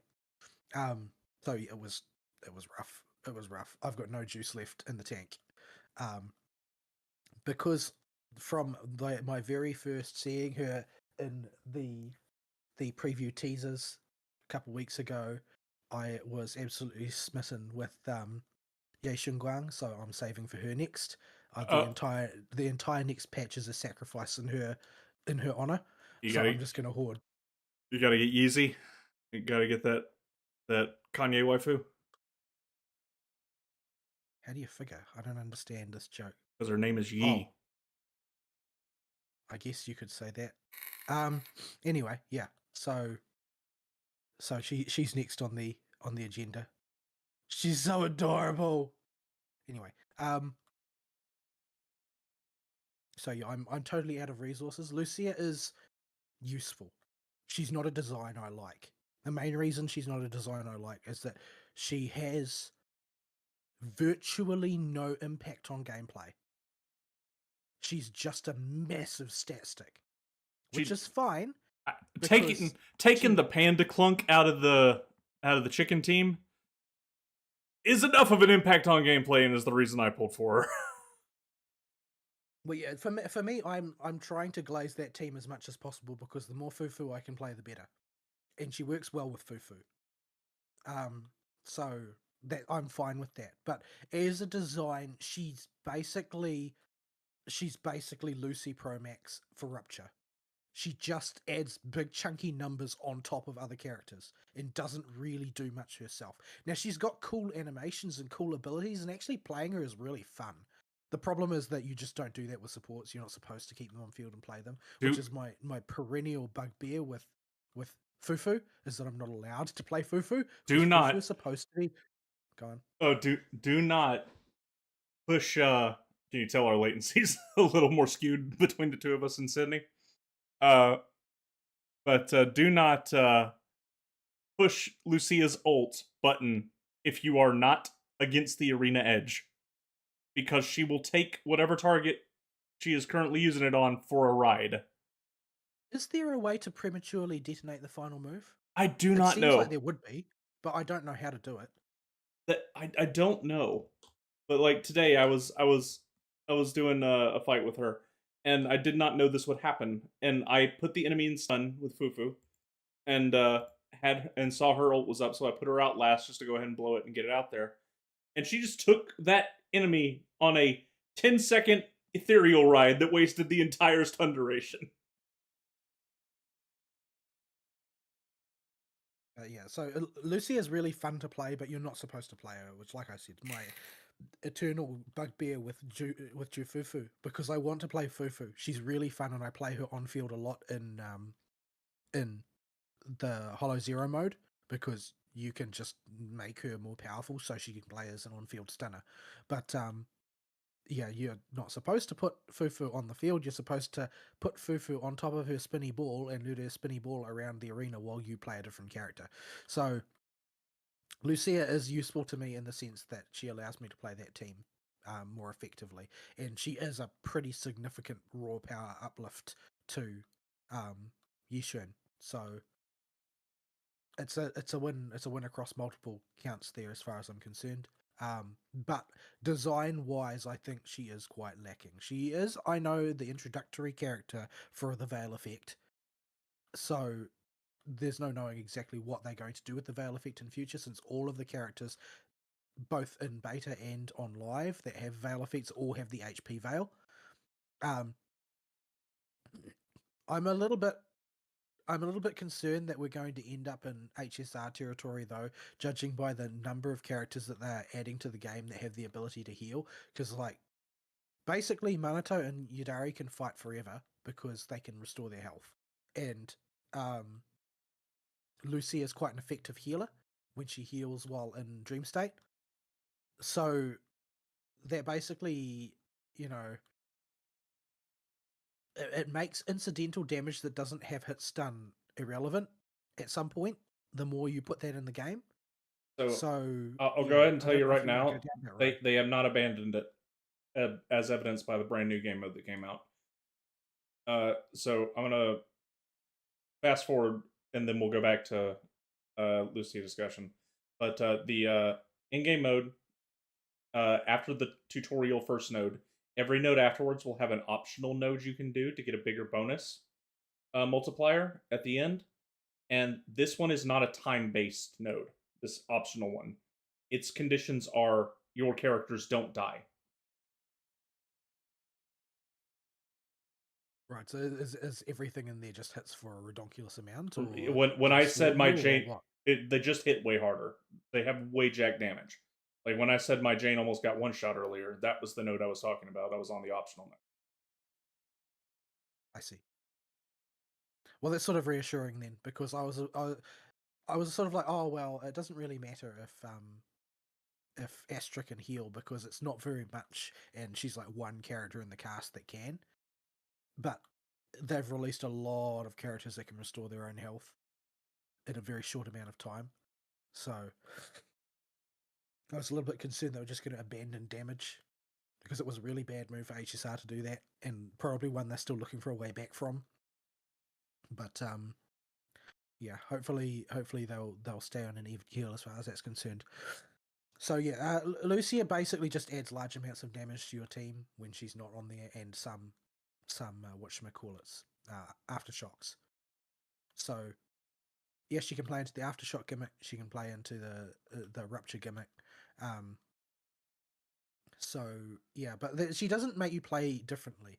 Like, you can use Astra as a stat stick, but Astra also gives you the opportunity to be way more aggressive with your character swapping, because there's actually a payoff for doing it in the abstract more often.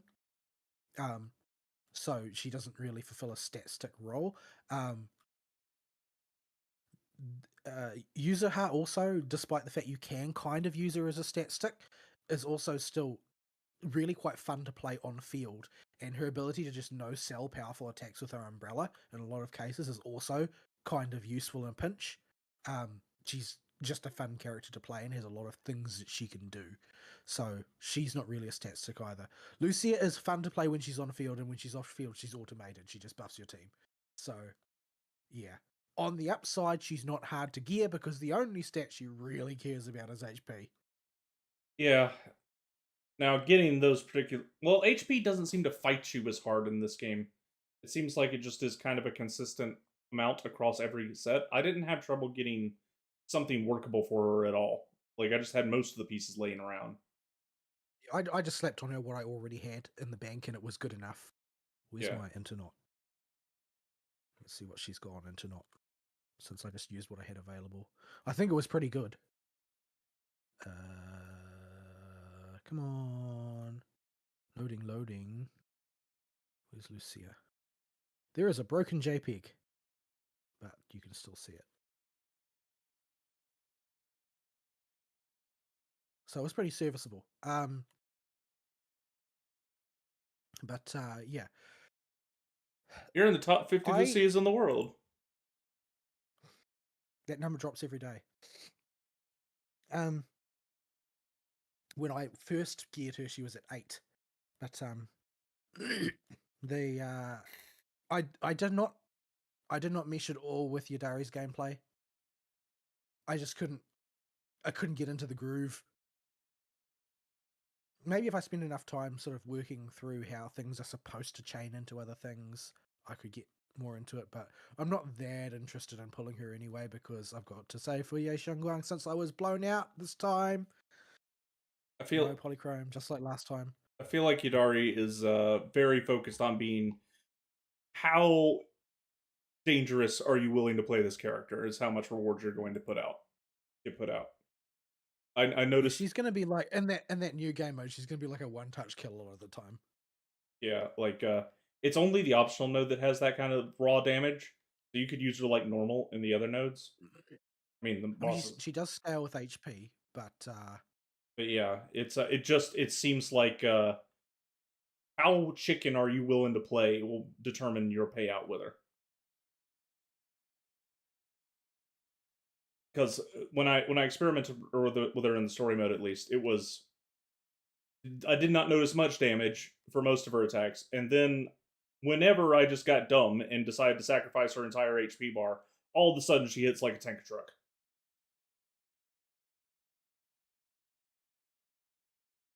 Yeah, I'm not really that enthused about that play style. I'm not good enough at action games to risk it. I'm still got my fingers crossed that Caesar will get a buff one day. I mean, come on, of all the characters in the game, she has to be the most on life support. Her, Kingi, a few others. Yeah. Maybe. She's going to lose her exclusivity soon, so... Especially now that Yishuan's Rupture team has really matured. Lighter's probably on life support as well. His applications have become really narrow. Yeah. But yeah, I prefer to have a bit more cushion because I'm not great at action games. So, but yeah, so mechanically speaking, I don't really find Lucia very impressive, and I don't really mesh well with Yadari. So I'm basically going to have to just satisfy myself with the fact that, well, I've got Lucia and I built her nicely, and she's filling the role in the team that I wanted her, which is to enable me to play Fufu more. I'm going to deeply regret that I'm not loaded down with polychrome so that I can pointlessly pull DPS Mindscapes for Fufu when she's back on the banner. But That's what the man, why credit did they card is do for. that? That's so annoying. I don't think that that's a good investment. That's what. Buy DPS Mindscapes for Fufu. Don't look at me. I ZZZ like you Star Rail and just I want the character. If I don't have enough, well, guess that's what the credit card's for. No, I don't really operate like that in Star Rail. Didn't you just pull like 5 characters back to back in Star Rail or something crazy? Some of them doubled up? No, I didn't. I don't think I've done that. Like I pulled Evernight and I pulled Silverwolf. I had one really dense one, which is only a dense patch because of Silverwolf being included. But I'd been salting away resources for Silverwolf for like months because I knew several patches in advance that she was going to be revamped. So I was prepared for that one. But skipping Cyrene will be if Cyrene stays bad, I will just skip her. Because the only reason for me to pull her if she's not really, really, really good is because I like Elysia, and that's just not that important to me, relatively speaking. Because odds seem to favour that Constance will be the next limited character after Cyrene, and Constance will. My main team has always been Super Break, even though Super Break is very, very, very, very much not in ascendance right now. Super Break is probably my best team in terms of like investment. Like if in its day it was ridiculously powerful. Most effective team now is going to be Remembrance, the same way it is for everybody. But if Constance is going to uplift Super Break, well, I'm definitely going to pull for Constance. So skipping Cyrene will give me a patch to hoard more resources for Star Rail.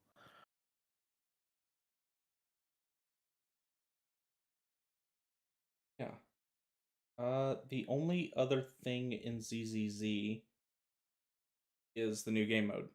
Really talk about. You have not done it. I haven't at looked all. at it at all. I have not even looked at the menu. So I think what I'll do then is I'll give a very brief overview of the game mode. I've already told you about the optional nodes. And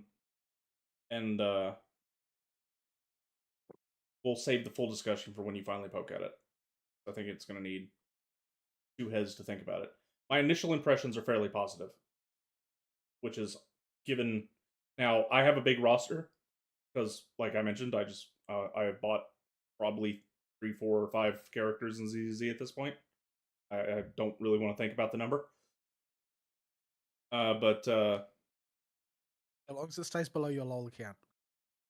Yeah, it's going to be real hard to get above that. But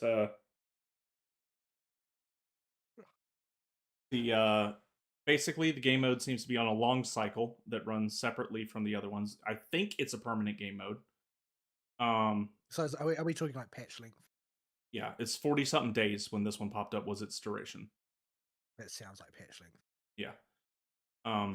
So there's an easy mode and a hard mode. The easy mode is trivial, and they allow you to use trial characters if you'd like. For the key characters that can take advantage of every enemy type. There was no bonuses that I noticed aside from the selectable ones that you equip and the deadly assault bonuses you get for any given boss. They're standard ones like the robot where you have to do defensive assists, the stuff you should be used to by now if you've been playing. All that's in play. Every node will have 1 to 2 nodes that are required to do. And after the very first node, they will include an optional node.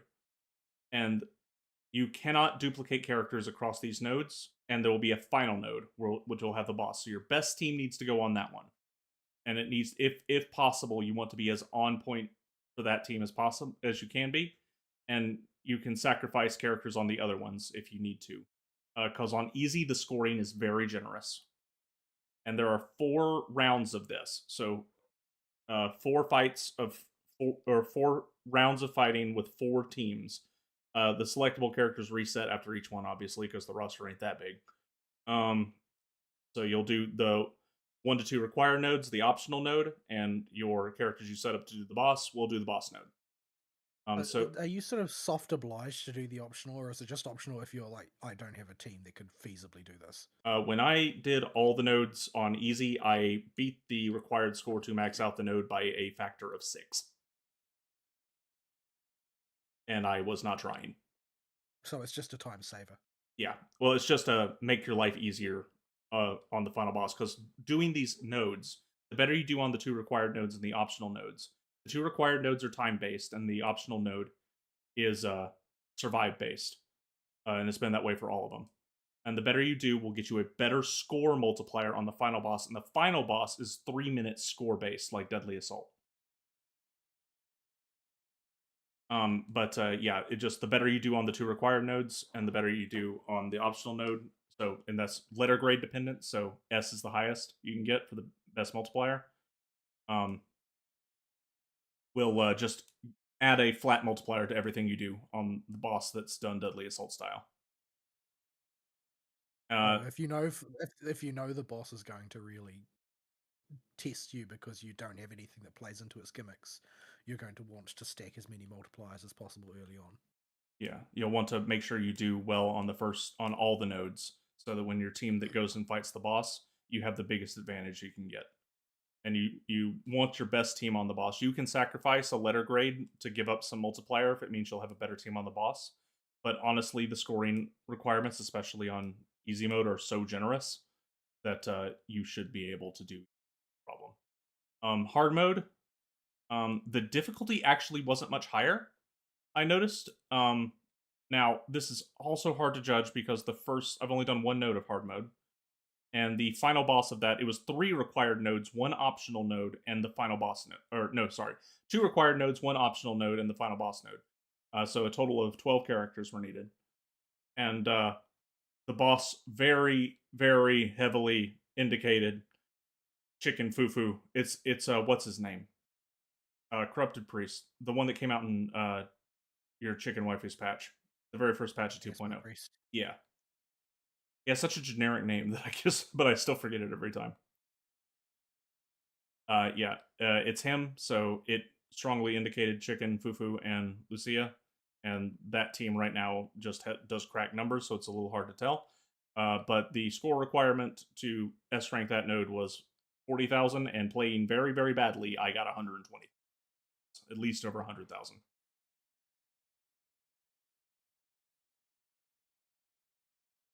So yeah, it seems like that's not too big. The biggest change between easy and hard is you're not allowed to use any rental characters. You have to do it entirely with your own roster, and the mobs hit harder by about twice as much damage as they do in easy. Does not look like they jack the HP up too much, though. Are you trying to tell me that I need to build Piper after all? I'm telling you, it wouldn't hurt. Although I have not encountered more than 1 physical weak node per round so far, but that could change in the future. So yeah, build Piper. I don't want to build Piper. And begging you to.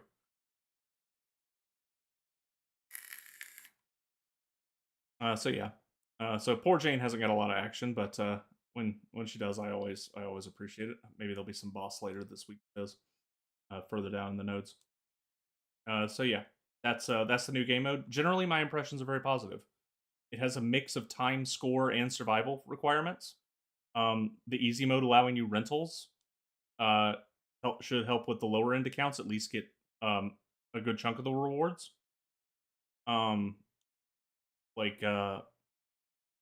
It being a big marathon hodgepodge event. With multiple routes you can take on hard mode for different bosses as well is interesting. I'm not sure how that's all going to work. Because you can do the hard mode and it's split into like 4 different endings you can get that presumably take you down different routes that have different bosses. So I'm not sure how that all is going to work, but that'll be interesting to find out. And in general, it's Or just maybe they're going to be generous enough to actually accommodate different rosters, unlike Imaginarium Theatre and Spiral Abyss and Stygian Onslaught. yeah, that's what I'm thinking it is because that's it's already asking a lot for to have 12 built characters to participate in the game mode on hard mode. So giving you the option to select the boss of the weekly rotating bosses from Deadly Assault that you want really just kind of gives you a bit more accessibility than something like Imaginarium Theater, for instance. And the fact that they're not permanently used, you just have to allocate them for each set of fights, for each set of 4 fights. Means as long as you just pick the bosses you think you can beat up on the best, you should be doing all right. So I think it'll be a good experience. I'll come back more once I'm fight more bosses in the hard mode that don't let me just Lucia and chicken all over it. But yeah, we'll see how that goes. And that's ZZZ. Very good patch, I think, so far. I think the story was good. I think the new game mode's good. There's a new Hollow Zone to explore too. You know, I'm always cool with the way they do those. They're not particularly cumbersome and are relatively quick, but it's always nice to have them and have a new area to run around in the Hollow. And I think there might be 2 zones actually. No, I think there's just one, but one of them is mapped out like it's definitely going to become one at one point.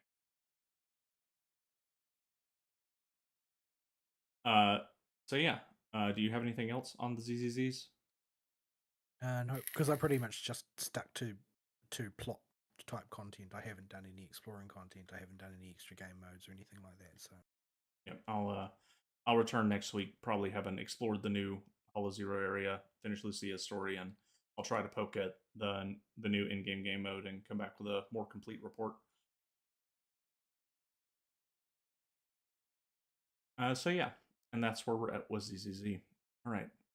Got anything else for your week before we throw it to Fern? don't think so. Hey Fern. Okay. You're in. Tag. Tag. Oh, yeah. This week has been again. I mean, having a lot of those lately. Yeah. Yeah, I don't want to adult anymore. Yeah. Yeah. Yeah. So yeah, no, nothing on the Hoyo front. And I'm probably going to take it easier on the Hoyo for a while since I kind of did a big Genshin burst for a bit and now it's back off again. So the game I'm playing actually right now is Megabonk. It's kind of the indie darling that came out of nowhere over the last few weeks. The name is ringing a bell like I've read the word before, but I don't know what this is. It's been splattered everywhere all over Steam because it's sold ridiculous amount because it costs 1 Silksong. 1 Silksong. Okay. 1 Silksong. I thought it was more like half a Silksong. It is actually close to half a Silksong. I've seen Bibu playing this. Yeah, that does not surprise me remotely. It's got a skateboarding skeleton as a character. Oh, okay. This is That's that one. Right, the 3D Vampire Survivors looking thing. Yeah. Okay, So and yes, it is exactly 1/2 of Silksong in the US. It's half It is a Silksong. exactly a half Silksong. Okay, so yeah, it's very, very cheap. Gameplay wise, it's kind of a mix of Vampire Survivors and that genre and a bit of Risk of Rain thrown in there as well. So each level is very short and you only have 2, later 3 weapon slots. Around the level are treasure chests, so you open them up with money as you do in Risk of Rain, and you get items. And there is no restrictions on how many items you can hold, and they don't wear out at any point. So you can build your build that way. Ultimately, you need to find the portal, burn down the boss, and jump through the portal before the final wave announce happens. Otherwise, you just get swarmed to die.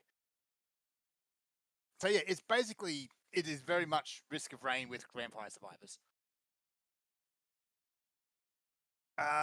It's fun. It's very cheap. It's very easy to pick up and play with. It's full of just dumb jokes and memes. Like, the character I've just unlocked, actually, is just a monkey, and he throws a banana at people. That's it. That's his thing. Mm-hmm.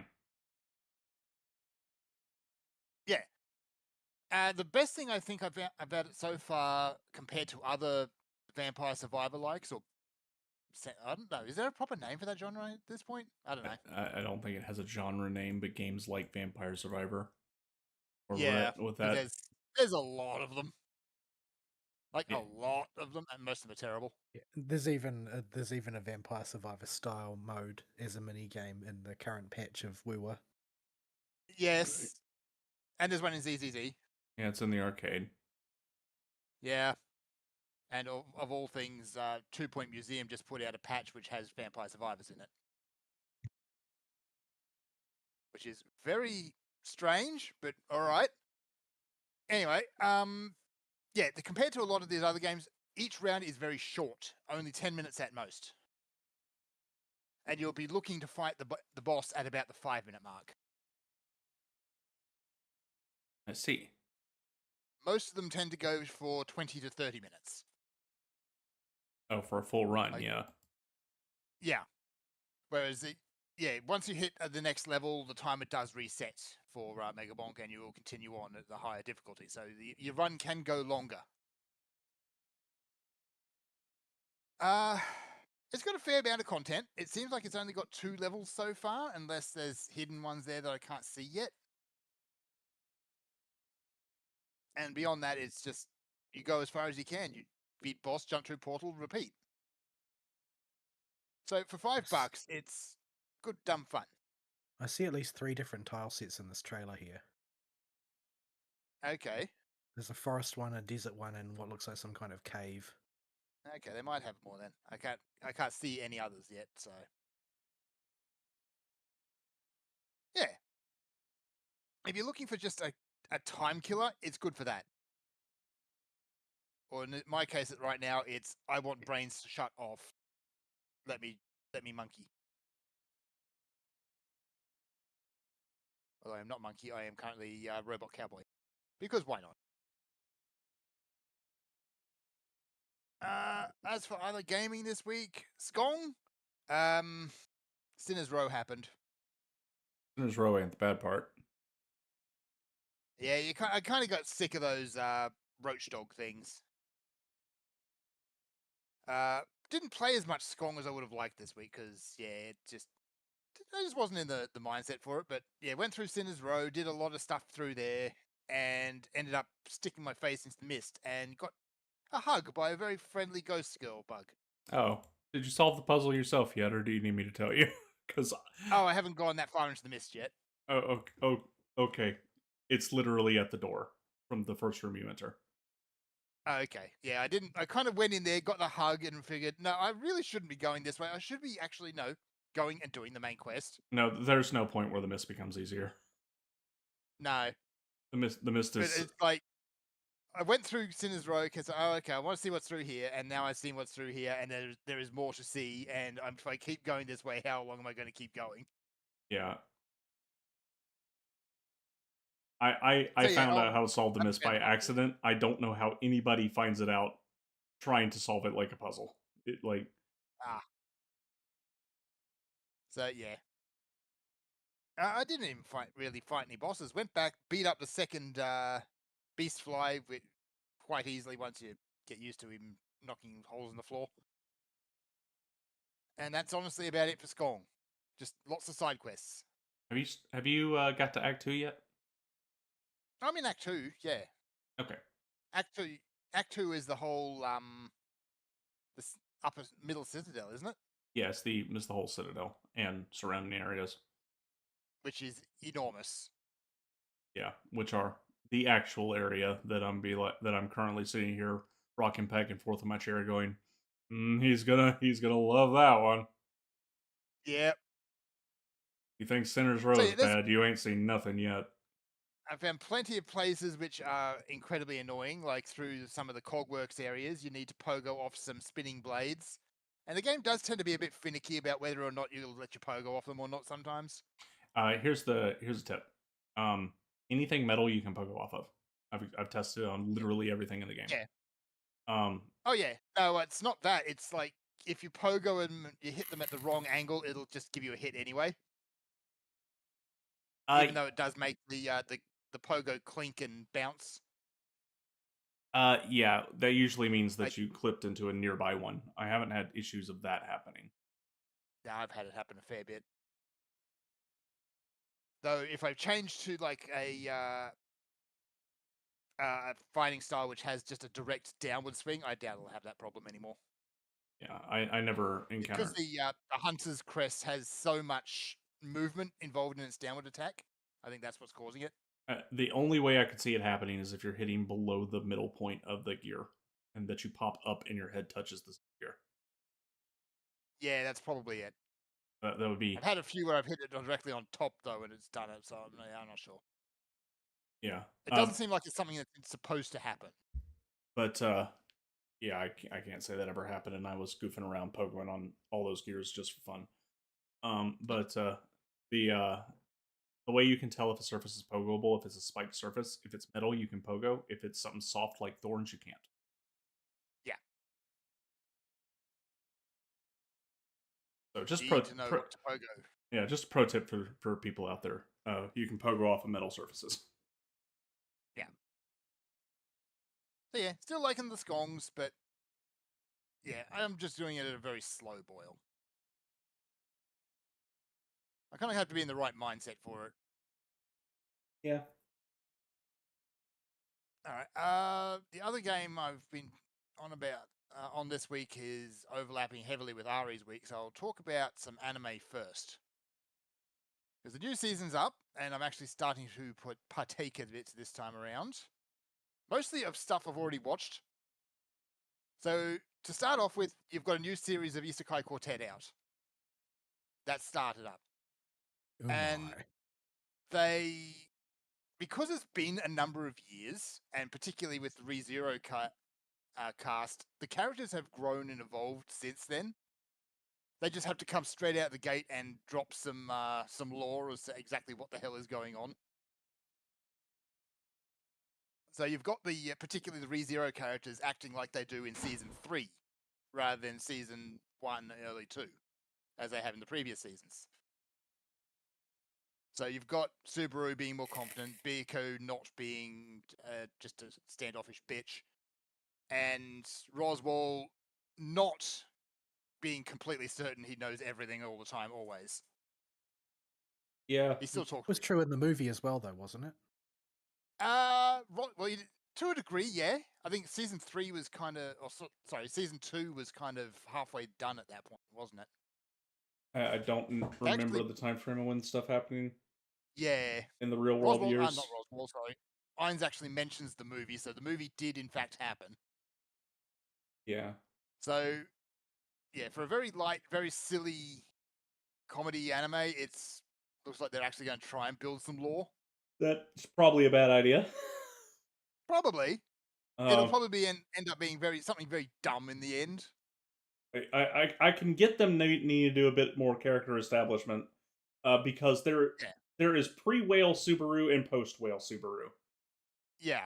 It also this uses by way of explanation as to why Otto and Garth just popped out of nowhere. Because at the end of the movie, in the post-credit scene, they're just there. I do love how Garfield is literally named after Garfield the cat. He is a cat. Yes, he's an orange cat. No, I'm waiting to see chibi giant tiger Garth. That should be amusing. That's just like Fufu. Pretty yes. Well, a lot further than Fufu. A lot angrier. The very, very angry. The Beastkin and ReZero are significantly more feral beast than furry. They're a bit leaning significantly closer to the monstrous side of things. Well, yeah, they also, trying Puck to is suggest just gone. Nobody mentions it, but Puck is just gone. That Fufu is not a very scary tiger. Yeah. No, she's a very cute house cat. And to her rar. So, beyond them actually trying to explain why characters are suddenly shifting in personality, it's just the same stupid things. Who's the newcomer this time? I don't know his actual name, but he's from Eminence and Shadow. He only shows up Yeah. right at the end of the episode and doesn't actually do anything. The episode actually opens up with what's his name from Cautious Hero actually leaving the series, so there's that. Huh. He figures this is too dangerous and he wants to leave, so he does. He might be back. He might be back. You know who they need? They need 6. Oh, do you want the degeneracy just to fly straight into the bottom of the pit? Just all the I think degeneracy? 6 is funny. He is, but he's still a degenerate. And he also has a crew of misfits to bring with him. They're also degenerates. But yeah, I mean, it's a Kadokawa anime. He could show up, although he's not an isekai. That takes place in another world. Another physical one in the same galaxy. I mean, technically it's isekai, I suppose, by the loosest I definition. mean, they're there, sure, they're there to conquer it, but Well, yeah, he's very bad at it.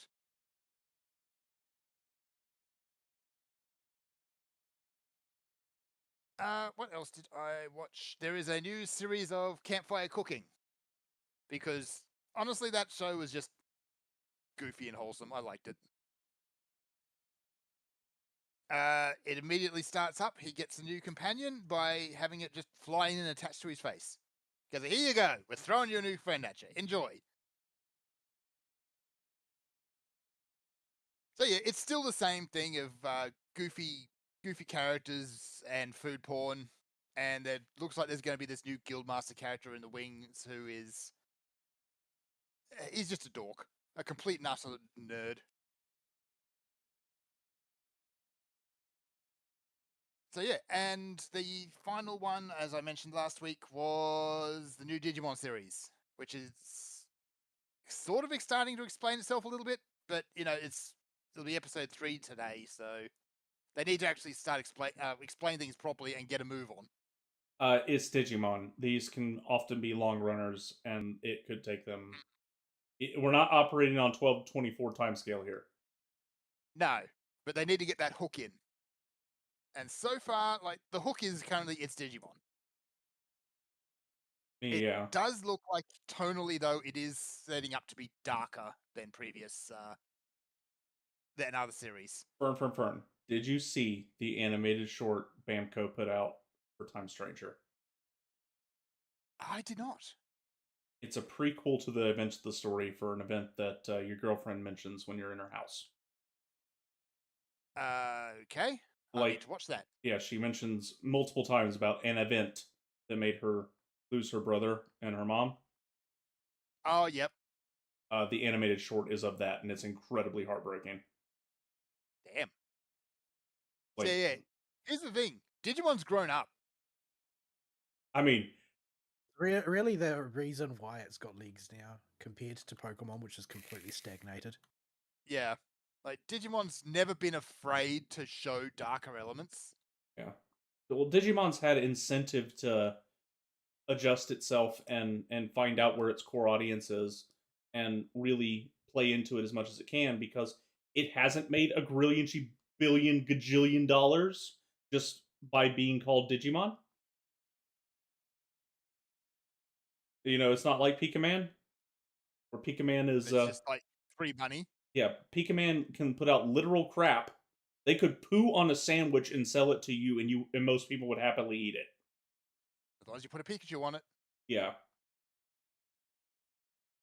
But Yeah. Digimon has always been a profitable but not insanely successful series. It's popular and it has purchased with a lot of people, especially kids that were my age when it was airing on the television. But it's just not the juggernaut that some of these other franchises are, especially when you compare it to Pikaman, which, justified or not, is something that gets done all the time. So they've had to adjust to their market. They have to figure out, most of our market are people that grew up with this stuff. But, you know, they go too far off in the weeds, you wind up with something like Survive, and yeah, Survive was okay. I still haven't finished all the routes in it. Oh yeah. Survive is, though, not a kid's game. Yeah, like, and it was not super financially successful. It did okay though. It was like, okay, we can tell mature stories. Maybe that was going a little far. Maybe a little bit too mature, yes. Yeah, like that was a little too dark edgy. Let's keep that level of maturity, but tone the dark and edgy down to Eh, something more palatable. Let's keep the death rate below 50%, please. Yeah. Watching that kid's arm hang out of Wendigomon is something else. To Oh yeah, survive. that scene is like, holy shit, they actually went that far. Yeah, like they don't show blood, but you They show can everything else. you can hear the Wendigomon chewing. Yeah. It's like that scene is gonna give kids some nightmares. Yeah. Well, that's the thing is kids aren't playing survive. Kids should not be playing Survive. Yeah. For both the reasons that the age graphic demographic of Digimon has gone up because it does not attract very many new younger fans. I don't think. I certainly don't hear younger people talking about Digimon at all. Maybe in the Yeah. East they're having more purchase with that, but definitely not here in the West. Yeah, every now and again they'll try and put out something that's a bit more kid centric, but it's not very good for the most part. Yeah, but I think It's this kind animated of part of what Reboot was. yeah I think this animated short in particular is about the perfect level. It's very high melodrama and very sad, and deals with very real mature themes, but it's not edgy at all. It has flippin' Deputymon having the badass moments in it. For those that don't know, Why Deputymon Deputy Mon? is a revolver with a cowboy hat and legs. Yeah, that's the entire thing. It just needs a mustache. Actually, does it have a mustache? And Hang it on. makes I him need to look. cool, man. That's the coolest Deputymon you've seen in your life.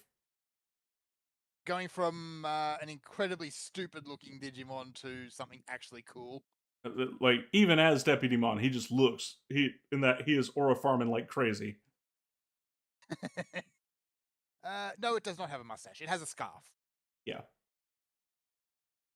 So yeah, I'll link you Yeah, it's a gun with legs. I'll link the short in live show chat. Um, but yeah, it's gonna be hard to watch it on the show because you kind of have to pay attention to it. I'll link it as soon as YouTube stops. Haven. Yeah. So yeah. Meanwhile, for Beat Break, you're starting to see some of the more supporting characters, supporting Digimon show up. They get properly introduced. You've got Kugamon who shows up. Um, that's not a Digimon. That's just a straight up cougar. It's wearing makeup, but it's a cougar. Although you don't see it as Kugamon so much, you see it Murasamamon more often than not, which is decidedly not a cougar. Our cougars aren't that fat over here. I don't know what kind of cougars you got. It's a chunky cougar. Like that is borderline obesity right there on the Digimon wiki. Yeah, he is a chunky boy. Though most of the time on the show, he's just curled up in a ball. You see him like that.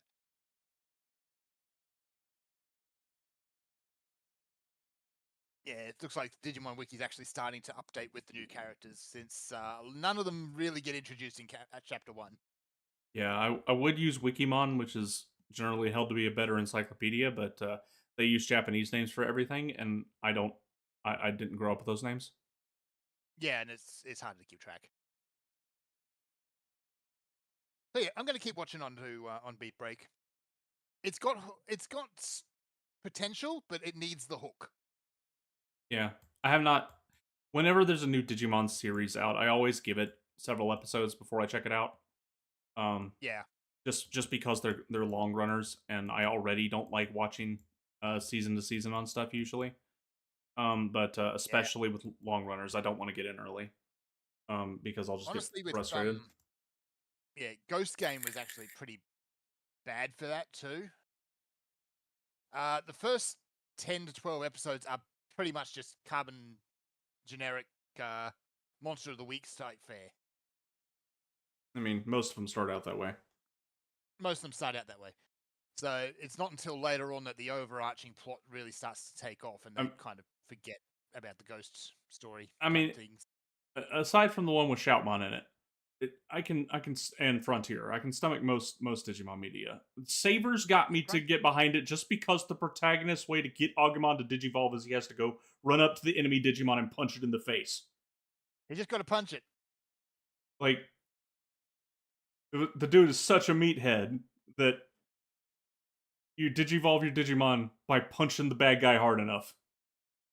Isn't there normally a Digivice involved in some way? There is, but Usually. he's got to make his hand glow with energy first by landing a solid fisticuff punch on the bad guy, and then Well, how does it work for other people? they can just digivolve like normal, but Marcus is special. Like Yeah. special or special? He is the biggest Jughead protagonist of all the protagonists. Special, like, does not understand all this digital magic nonsense. He's got a fist. Which line does he go down? He goes down the Rise Greymon line. Rise Greymon and Shine Greymon were introduced in Savers. Yeah. So yeah, maybe I'll go back and watch Savers at some point because it is a bit lighter fare. Honestly, it just looks like dumb fun for the most part. I think it has the record for most Leomon kills. Oh my! It's an ignominious record. I mean, it doesn't have the quality of the one from Tamers, but it made up for it with quantity. Yeah, has he got a very big Agumon? It's a little bit bigger than Ty's Agumon, I think, but it's got straps on its hands. It does have hand straps. But otherwise, it's just a normal Agumon, I think. Yeah, maybe a little less angular than usual, but that's about it. The Greymon is a bit bigger. It's because it's Geo Greymon, the normal Greymon. Yeah. Anyway, so that's my anime so far. I haven't delved too much beyond that for the rest of the season yet. If there's anything actually decent in there worth watching, I don't think there is. Nothing's really jumped out at me. Let's see. I've actually quick skim of it, but no, I don't think there is. There is, I believe, the final season of Hero Aka, but I'm like a couple of seasons behind on that now. Yeah, I'm waiting for it to get more ahead before I check it out. I like Hero Aka, and I only like it more the mainstream anime community turns against it. Yeah. And I feel I know a huge part of that's my contrarian streak that definitely exists and would be dumb to deny. But at the same time, these people are being really over the top with their criticisms and stuff that I just haven't agreed with when it came to the previous seasons. So yeah. I expect to enjoy this last season, even if the anime community, in air quotes, writ large, has shoes with it. Well, I mean, usually the anime community's biggest problem with any given series is it not being homosexual enough. I mean, yeah. But in this case, it's like, it seems like that they're actually trying to tell a story.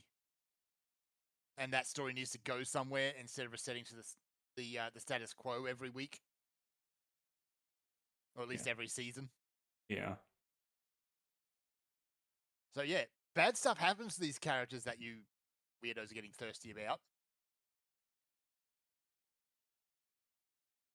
Nah, not seeing anything in the season unless you want Golden Kamui or Ranma 1/2.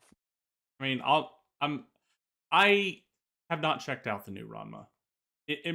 I may experimentally poke at it. I have a lot of good memories of enjoying watching Ranma when I was much younger. It was a very different era. Yeah, and that's just the simple fact that it's too easy for people to grab now and turn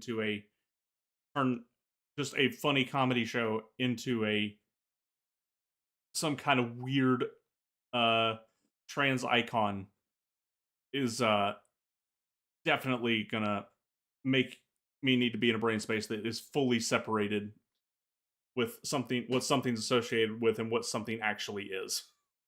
I suggest alcohol. Only do that for special events and parties now. Or in this case, to numb the pain. Yeah. But I mean, it's not the world is not the same as it was. You got to remember, like Ranma one half is older than you are, still. yeah, it is. I remember it was Ranma was the comedy show I enjoyed the most when I was not torrenting anime illegally. Of course, I would never do that as an upstanding gentleman with NetBumper, the oldest freaking torrent client that was jank and probably had viruses built into itself.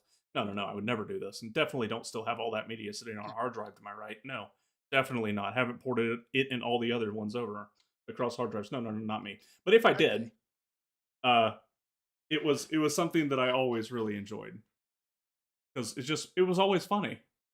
All the character gimmicks were always great. So there is one anime I think I will go and watch just because of how idiotic the premise is. Basically, near future Japan, children are treated as a national treasure and they're locked up and kept very safe because really low birth rates. That hits a bit close to home. For some reason, Santa Claus is declared publicly enemy number 1 and is on every hit list target out there. What? I don't know why. And apparently his granddaughter shows up in one of these houses. So, yeah. Apparently shenanigans happen. I see. I don't understand anything you just said. Yeah, I don't follow I this at don't all. understand anything I just said either. I think I need to watch it because it involves Santa Claus going on an ass-kicking rampage through the adoption system, I think. What?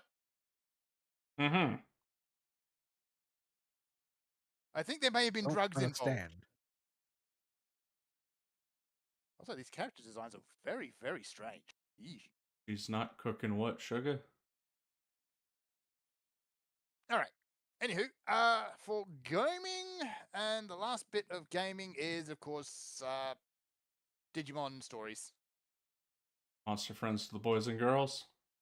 Monster Friends, the boys and girls. I am not as far along as I would like because I need to stop and grind. I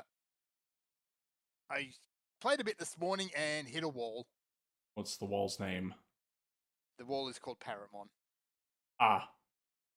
My team is not set up to handle that fight. You don't have any data Digimans, do you? I do have... Well, hang on a minute. No, not really. Because he's a Because vaccine I just type. did an evolution run. Yeah, he's a vaccine type. And more the point, you need to have a mechanical Digimon in your team. At least one. Having a team of data Digimon is way more important. Yes. The healing it does from the lightning is pretty small. You don't need a metal element Digimon or any metal element attacks or anything like that. You just need all data to be able to weather the damage. Yeah, because that giant budgie does a lot of damage. Yeah. Also, remember you have an item option. The game heavily incentivizes using consumables, especially later. I need to go and stock up on everything. So you save them for a rainy day. They are infinite from the shop. You can go get more. You just go and buy them. Yeah, and if you don't have enough money, you just go and grind a bit. Yeah, money is a little rough to come by early, but it quickly becomes a non-issue. Yeah. So yeah, the previous bosses up until this point, I was able to push through and get them done just by having, like 2 of the required elements in there, or 2 of the required data type. Mm-hmm. But you hit Parrotmon, and it's like, no. Yeah. Parrotmon, if they're not data type, then they're just going to get blasted. Yeah, he is going to make you use that Digifarm to grind up your SPI and your defense, or you're going to have to go and get some data types. Yeah. For data type champions, you got quite a few options at least. Data's probably the hardest type to get for megas that are any good. But all the other levels have good data types all over the place. Oh yeah, like the current data I run on my frontline team is Monochromon, who is not monochrome, by the way.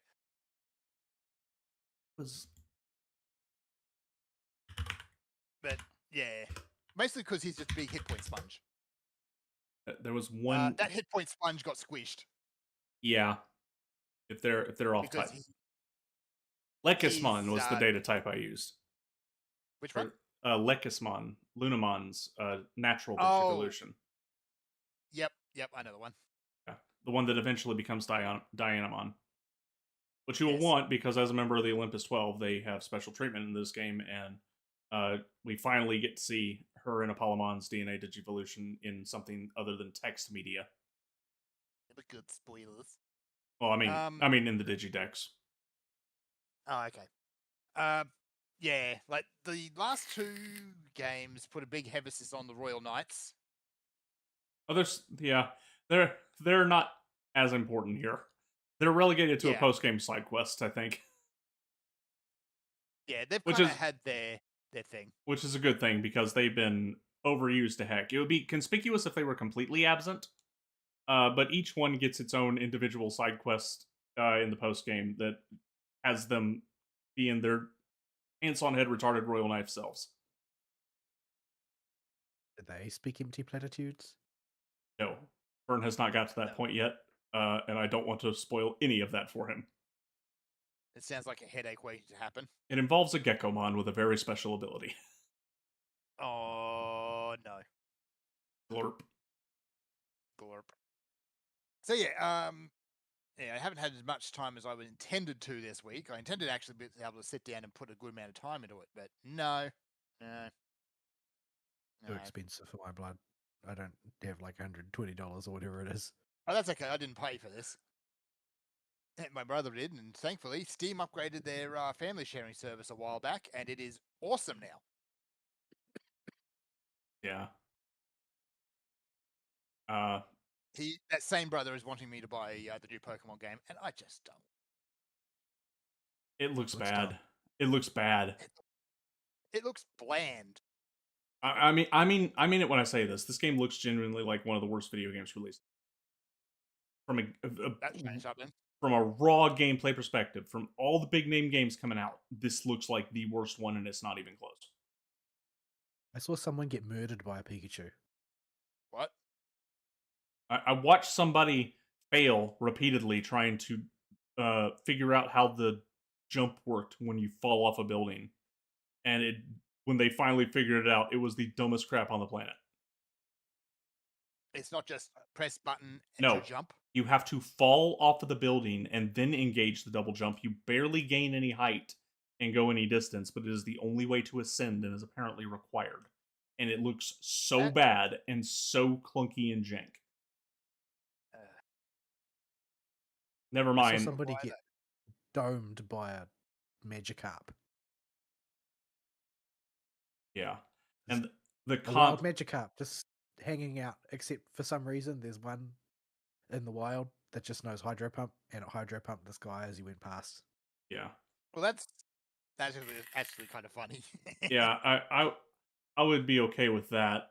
The bigger issue Yeah. is it just I see people playing and they're like doing these borderline like system breaking sneak arounds to try and get ambush attacks on Pokemon that look ridiculous and really clunky to do. And well, they're trying to carefully creep around it, and they've got this combat system that's real time with cooldowns, but the response time from their Pikaman is so long.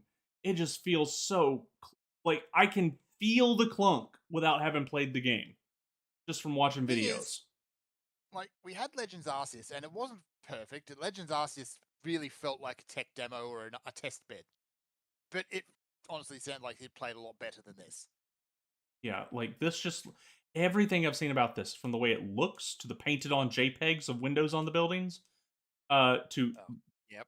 the non-existent lighting system, to the same dang character models that look like they're still from the 3DS,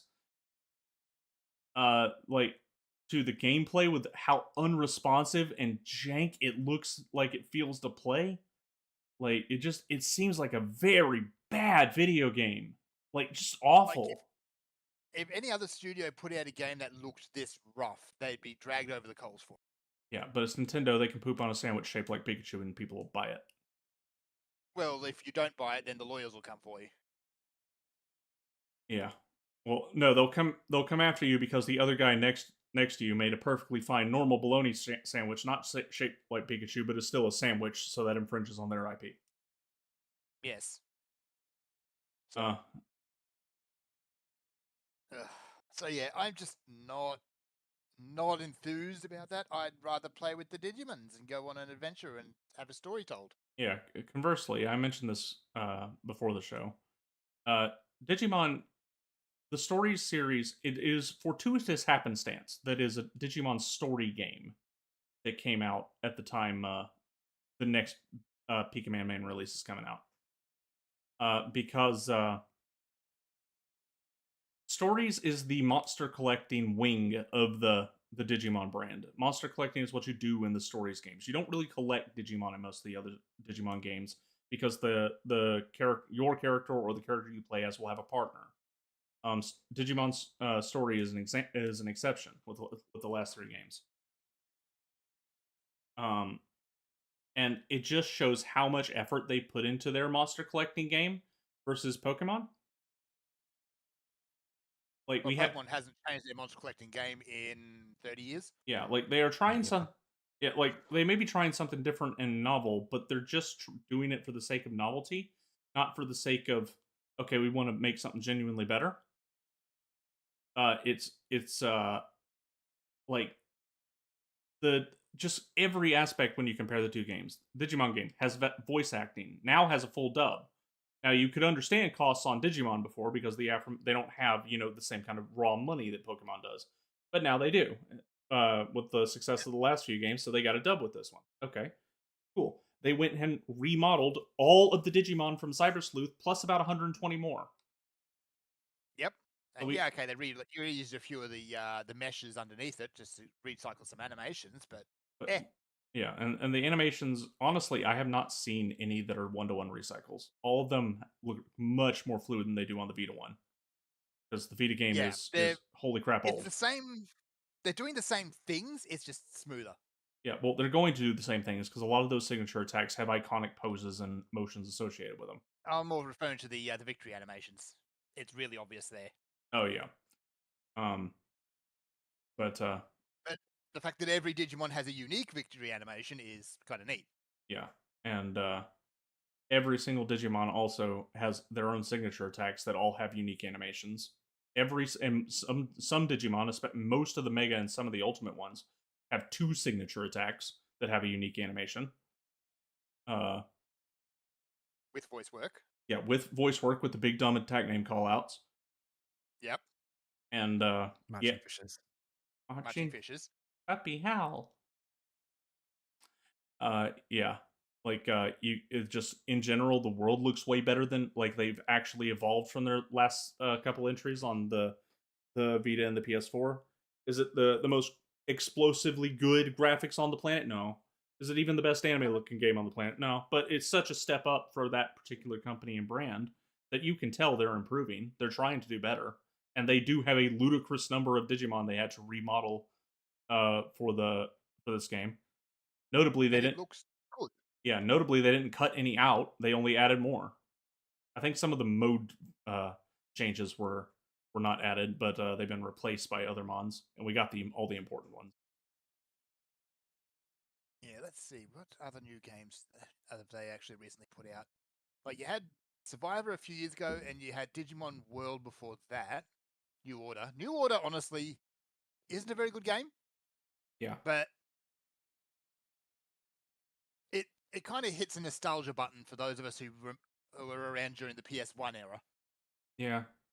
Aside from minor spin-offs, the main games have been Survive, Cyber Sleuth, and Hacker's Memory. Yeah. Let's see. Can we actually order these? Sort these by time? Probably. Yeah, There's been a few that have out that are Japan only. Of course, but yeah. The minor and Japan only releases we can't really comment on, but yeah, the major releases have had a significant amount of work put into them. Like Survive's. I'd like to see a new a world era game that has the full polish on it. That would be rough because World and Story are technically the same franchise. The World Series kind of turned into the Story series. Yeah, like I played World 'Cause 3 back in the day, 'cause and this, which is why I hate Stingmong now. Yeah. But yeah, that game was basically it was a JRPG. Yeah, they've radically changed the World Series over and over again until it became the Modern Story series. And I think actually the World Series has always carried the Digimon Story name in Japan. I think we only got Digimon World in the West, is what it was called. Yeah. So it's Oh, so it's even better because remember I played on the PAL version, oh which was boy, broken. all right, You could not complete that game. Rafflemau. You got to like I think the final dungeon, and there was a hard lock, and that was it. Game over. I see. You couldn't go around it. You couldn't avoid it. You were just done. That's interesting. Yeah. But yeah, so it would be hard to get another old style World game unless they were trying to do a nostalgic throwback. Just Yeah. because that New Order series was very experimental. yeah, because that series has evolved into the Modern Story series. Yeah. If you want the original World experience, you go play New Order, and it has not aged well. Yeah, like you could not get me to go back and play Digimon World 1. Oh no. You go and nostalgia it, and then you realize, oh wait, this is bad. Why do I always have Sukamon? Like you go and get it and you're like, okay, I didn't even know the stat requirements for any of the Digimon. Didn't always wound up with Poopamon. But Yeah. Well, you make a single mistake because that game had no error, no margin for error in it whatsoever. So you made a single mistake, and you get Sukamon. and very strict time limits on everything too. Real world time limits. Very strict. Yeah. So your Digimon would poop itself. There was yeah. no getting around it. It was going to poop on the floor a bit, but you needed to try and get it to the toilet as much as you could. Yeah, but if it pooped on the floor, no, that's it. You get a new one. I think you could have it poop on the floor a bit as long as it's a little like bar didn't fill up all the way. It's Yeah, virus bar or whatever it was. yeah, the virus bar. But yeah. But yeah, you look at the gameplay of Time Stranger as well. Like you run into a boss that's actually makes you have to stop and think. They on hard mode they haven't been afraid to make the game not what I would call challenging, as the answer is to what you need is uh not the hard part. Finding the answer isn't hard. Constructing the pieces you need is where the autism fun of the game is. Yep. So And it's off to grind. it's and off off to play in the farm.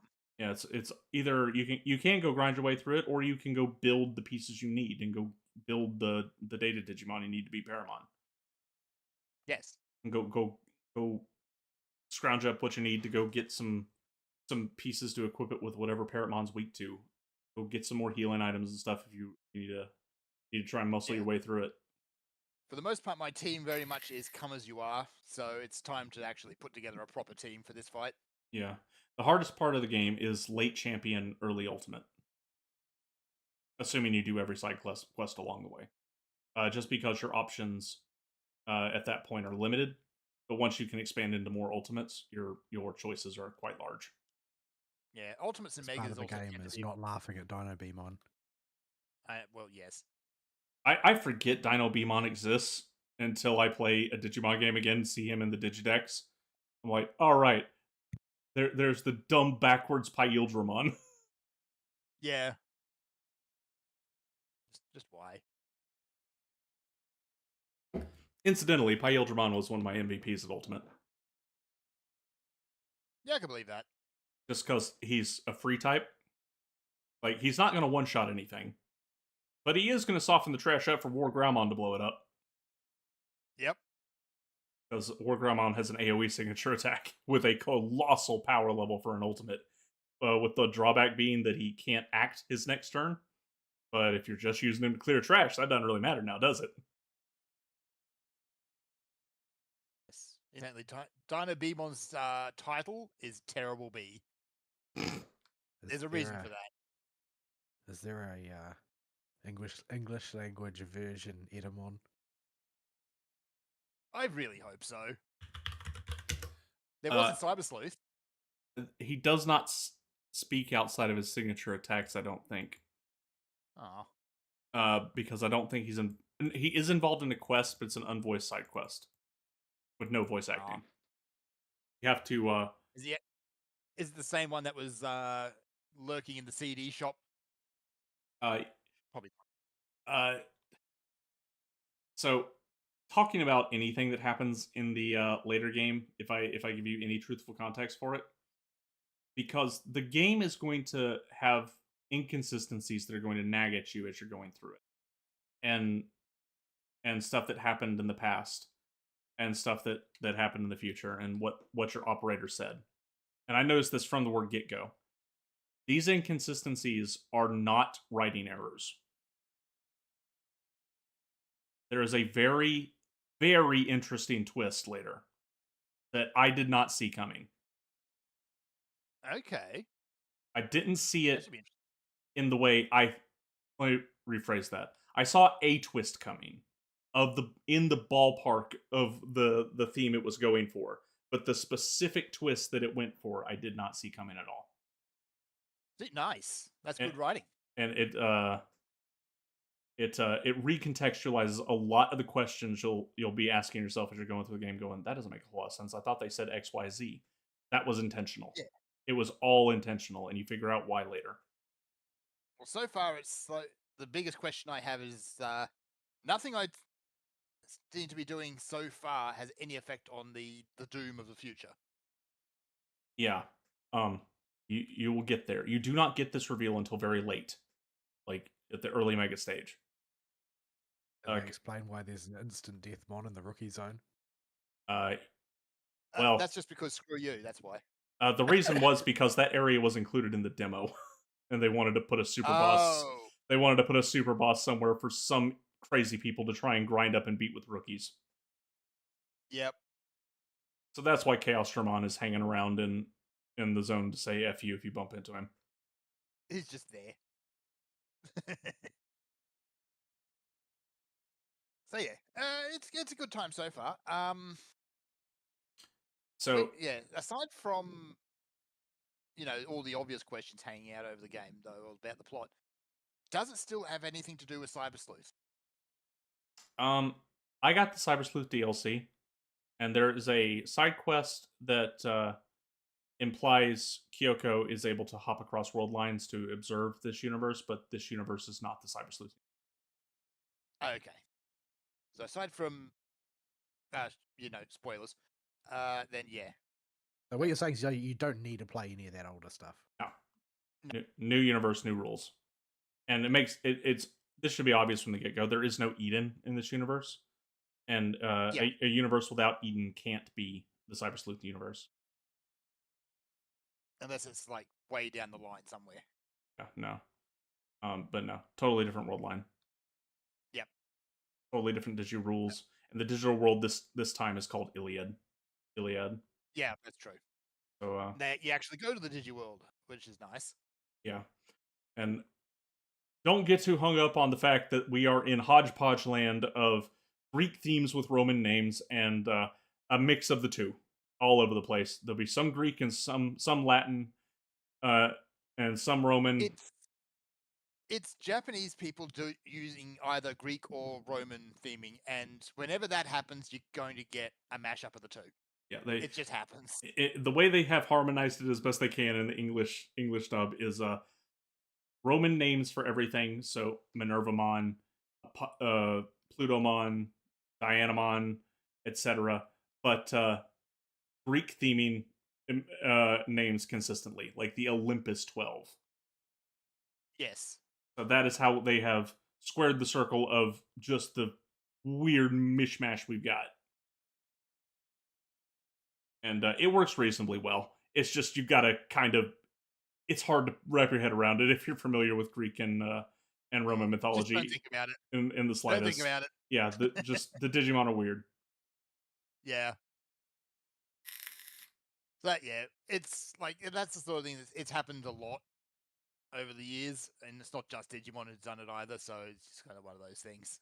Yeah, I think Apollomon is the only one that gets out with the Greek name because he was established before. Yeah. Well, I think it's because Apollo was still called Apollo Oh, in Roman times. that's right. Okay, so maybe he didn't get away with it. So Yeah, and oh, yeah, most of them are the names are the same between English and Japanese as well. So there's that. yeah, so yeah. So have you've got up to Paramon, so you're in the digital world now. Yes, which is the time where it finally decides it's actually going to drop the title card. By the way, Yeah, that's pretty it early takes in the its game. time. Yeah, the prologue is quite long, but all of it is very necessary. It is very necessary. Yes. Yeah, you need to go hang out with your girlfriend and her digibuddy. And Bennett. yeah, just get used to Aegiomon being with you. He will pretty much be with you the entire game. I mean, officially, he is the girlfriend's partner, but he's just with you the entire time. Yeah, you might as well be his partner. Yeah. Minerva Mom's kind of hanging around a lot at this time in the game too, so you have a Mega just following you about. A Mega that's doesn't hit like a Mega.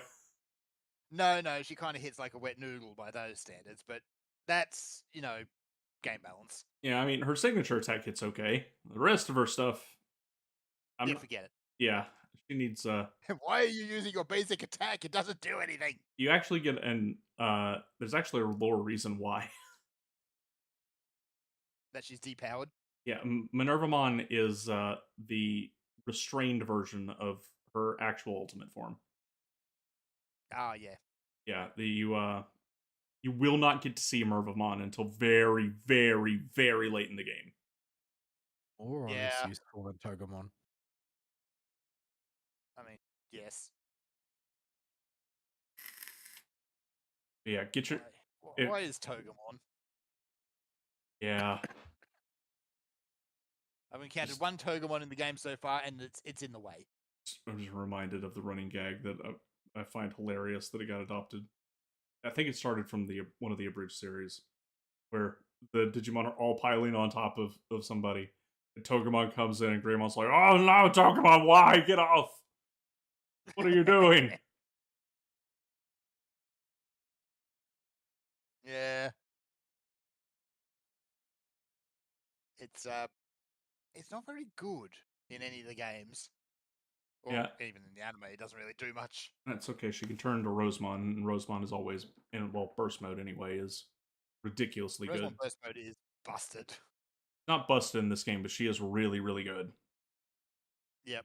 They did do the thing I told you about last week though, where they had in Cyber Sleuth and Hacker's Memory, they had the defense ignoring attacks as the signature attacks for a lot of mega levels. War Greymon being the worst defender because he's so easy to get. Yep. They have just removed that entirely. That doesn't exist anymore as a mechanic. Yeah, so they're not broken, they're just powerful now. Yeah, and all the Digimon that had that effect have had it replaced with something more appropriate and thematically fitting. Like for Greymon, it's bonus dragon damage against dragons or Draymon types. So any Draymon, he'll do bonus 50% damage with Great Tornado. Nice. So yeah, that brings that bit more in line with sense. Yeah, lore and gameplay balance. So that's I'm very glad they made that change because it turned the whole game into an actual video game. Because avoiding those defense piercing attacks in Cyber Sleuth especially was really hard because they were all over the place. Like in the late game of Cyber Sleuth, you'd run into War Greymon Black all over the place in one particular area, and it's like, oh, he's gonna blow up my team. Well, it's more like, okay, I've got my team, and mine are going to move first because I've actually leveled mine, and they all have a defense ignoring attack somewhere in their signature moves, or half of them do. And they're going to just one-shot the entire enemy, and there won't be a fight anymore. Yeah. That was the problem I ran into. There is no such thing happening here. There is currently a bug where if you have a personality skill that lets you overheal your HP above 10,000, and you because 9,999 is normally the HP cap. But you can overheal that with a personality skill for your healer Digimon. And then, if you overheal a caster type Digimon with a personality skill to cast a spell twice back to back, with a higher chance of triggering this, because it's a chance on cast, higher chance of triggering if your health is low, integer overflow happens, and it is if they're overhealed at all, it becomes a 100% chance to cast. Double Right. cast. So there is a way to break the game. It's just not intended. It was introduced last Games are patch. still running at integer overflows. I thought we got rid of that years ago. I was looking up what was required for the Mega Plus playthrough because it's a new difficulty mode they added where most of the Digimon stats from the start of the game, meant for New Game Plus only, are maxed out or close to maxed out. And I was seeing what strategy people are using. They're like, oh, well, you can just abuse this bug. Yeah. And I'm like, that sounds really stupid. But you have to be in-game autism grinding to be able to trigger that bug. It like spending way too much time in the Digifarm. so not surprising that something weird like that slipped through. Yeah. So yeah, that's my week basically. It's been a bleh week. Yeah. I need to do some Digimon grindings. Yep. Get you some data types.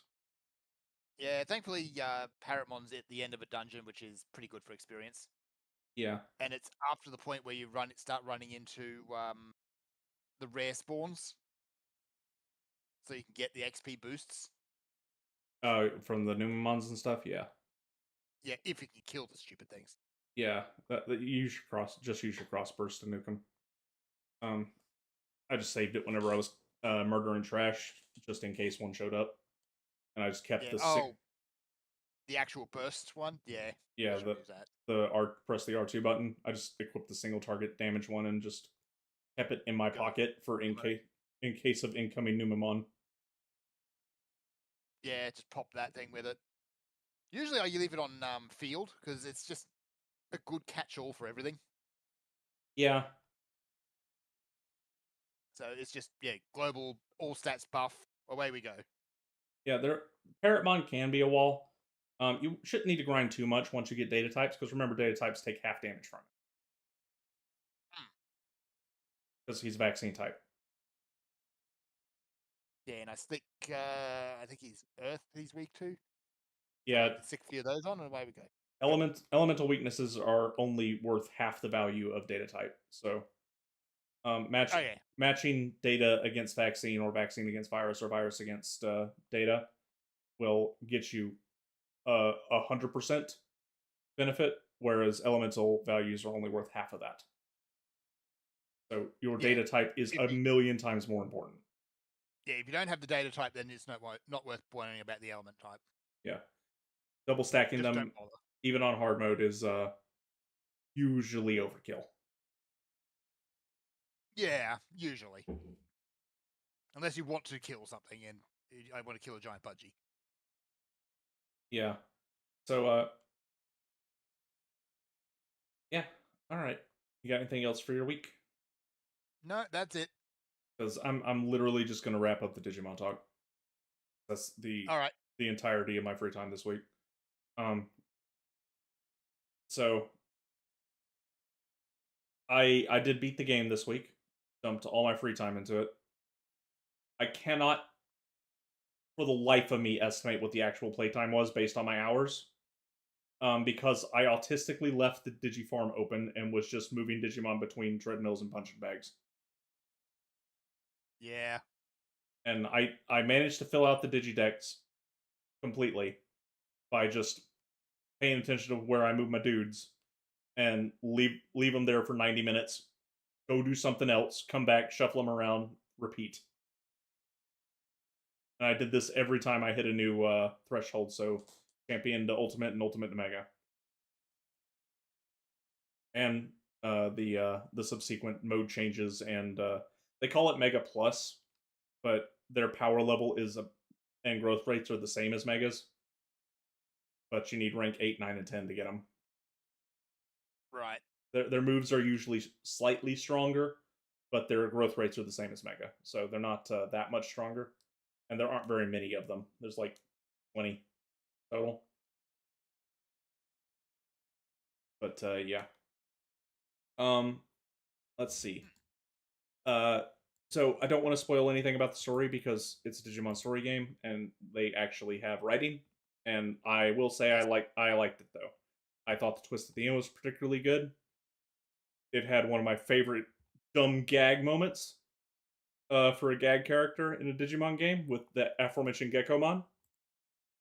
Hmm. Uh, I mean, you can't take Geckomon seriously. Like, at all. It's a frog with a trumpet. like, Or is it the new Gecko one where it's a weird chameleon thing that says you know a lot? no, it's the dumb one with the weird tuba in his mouth. Okay. The Because tiny. that's going to be a confusion point for a while. Yeah, no, not the new one. It's the old classic tiny green thing that with the tuba around its neck. Yep. Gen 1. Yeah. I enjoyed the gameplay a lot. While the puzzles were not difficult to solve, I enjoyed the process of planning out where I wanted my Digimon to go and getting all the old favorites back and seeing what new Digimon are in the game and seeing what Digivolution lines they've set up this time. All that was a ton of fun. The world was fun to explore. Um, the story was quite good. Double especially if you remember it's a Digimon game.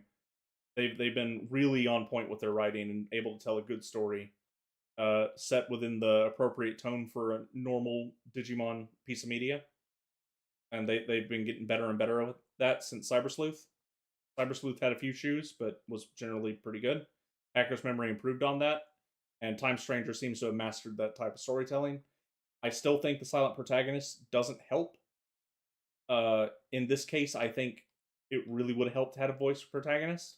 There's honestly really no reason I can see why they needed to have a silent protagonist this time, because if you don't pick the protagonist or that protagonist, then they become your operator, which is fully voiced. Yeah. So yeah. The specifics of why will become apparent later. Yeah. So yeah, I enjoyed all that. There's some minor clunk with the game. Stuff like interacting with ladders or stuff in the world could be a little bit smoother. Uh, the fast travel options in the late and post game could be a little bit more accessible since you're basically teleporting everywhere anyway. Yeah. Or just taking the running between the fast travel points. But these are nits that I'm picking. They're not big shoes at all. The combat's the combat's a lot of fun for what it is. There is a lot of strategy that goes on in the battle themselves. Not so much in the planning stage. You know what the answer is, but executing it requires you to be attentive to things. Like there's one boss where every turn it will stack defense down and SPI down on you, and you need to find a way to deal with that before that gets out of hand. Like there's bosses that apply all kinds of statuses and keeping an eye on what status immune items you have and whether they're worth using versus just using the cleanse items or taking a Digimon that can cleanse it.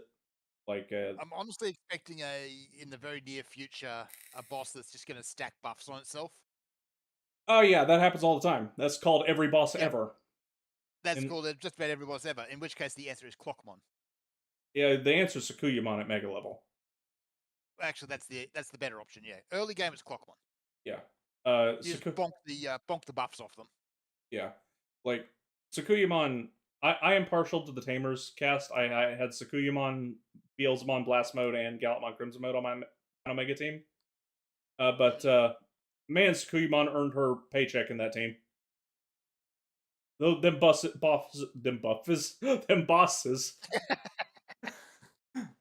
just love to stack buffs on themselves, and she could just go, okay, that's enough of that.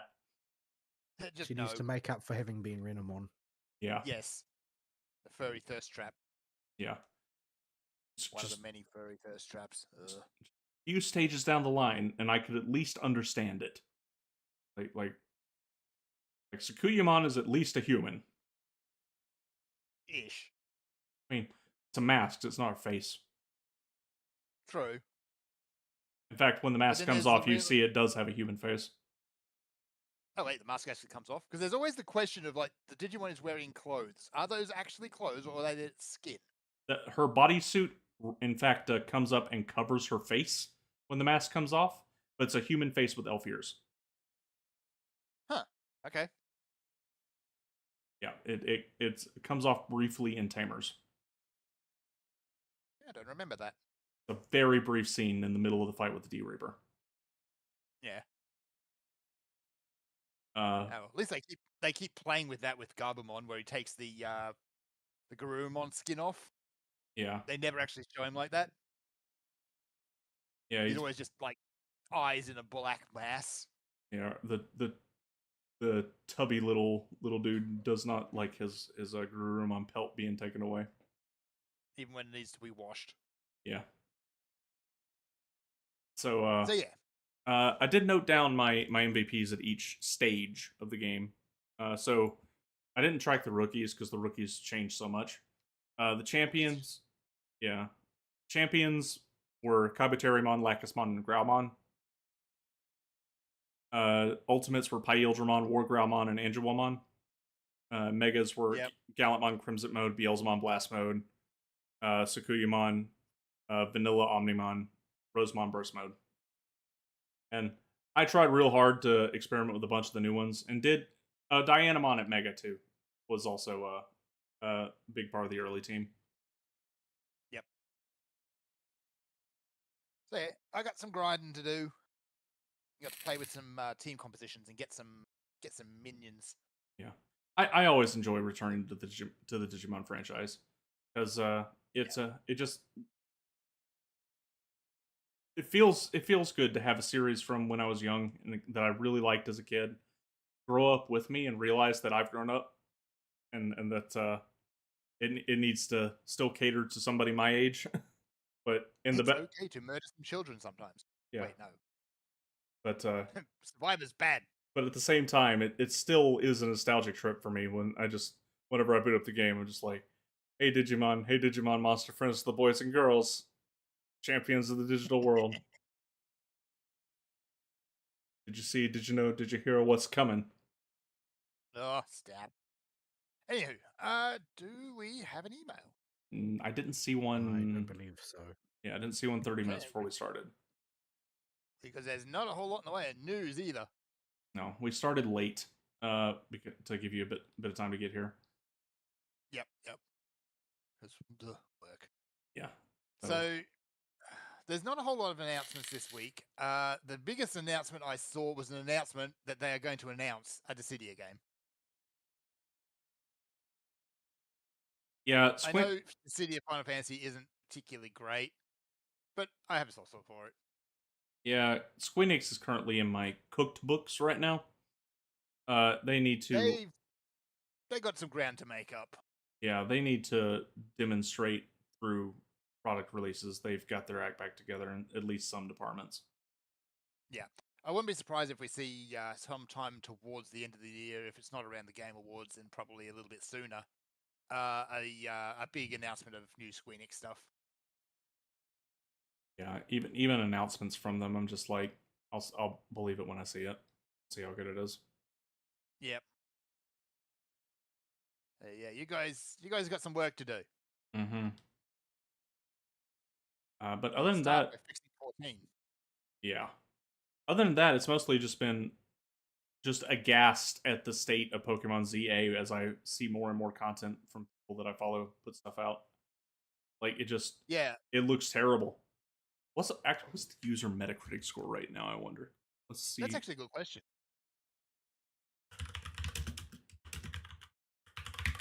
Probably not very good. 4.3. Oof. Not awesome. Not great. Yeah. Critic score is 7.9. Oh, hang on. Let's go to oh, there is no none for OG Switch. That's yeah. Actually, a lot of those reviews would have been done on the Switch too, which yeah.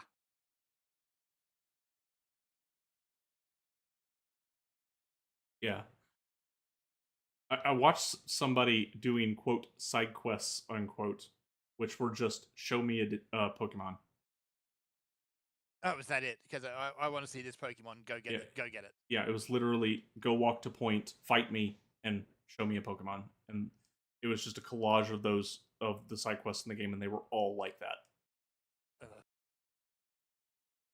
They're not even well. Actually, no. I would say they're not even trying anymore. But no, they haven't been trying for years. So yeah. Yeah, they really screwed up with Sword and Shield, and that's when I jumped off the wagon. Yeah. Scarlet and Violet, like Sword and Board had its issues, but it was still serviceable. It had some really dumb decisions, but it was serviceable. Scarlet and Violet, though, was just unforgivable. Yeah. The sad part about ZA is they brought Mega Evolution back, and because it's in this terrible game, they're probably going to keep it locked up forever now. Yeah. Also, you've got 50% of the new Megas are really cool, and then the rest are just absolutely terrible design. I've seen a couple of the more egregious ones online, like the Mega what's Staryu? that one? No, Mega I Sorry, I Starmie. saw. No, the ones that I've seen just seem like stupid rather than like comically retarded. Like Yeah. those are the ones that people seem to be most upset about. Like what is that thing called? I don't know anything apart from the first 151.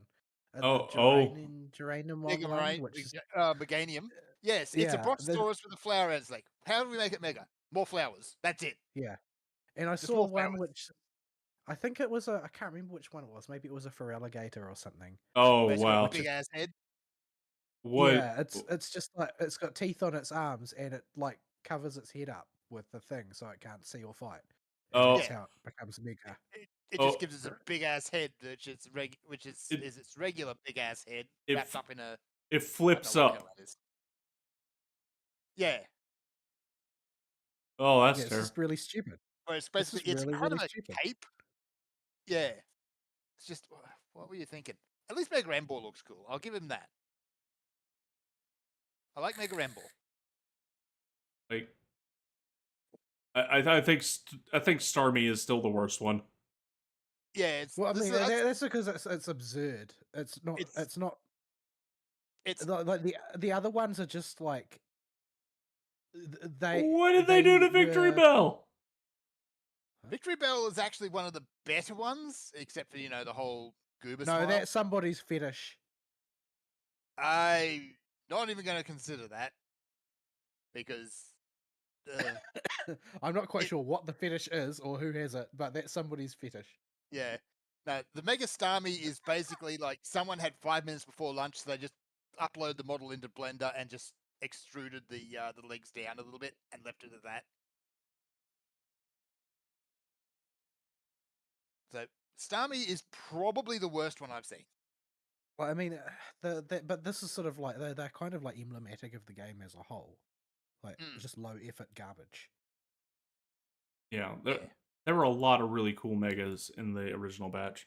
Not all of them were big winners, but they were for the most part. I liked most of the original Mega Evolutions. The, original batch, the laziest original Mega was probably Mega Kangaskhan, where all it was the baby just got out of the pouch. Yeah, that was. It made up for that by being horrendously broken.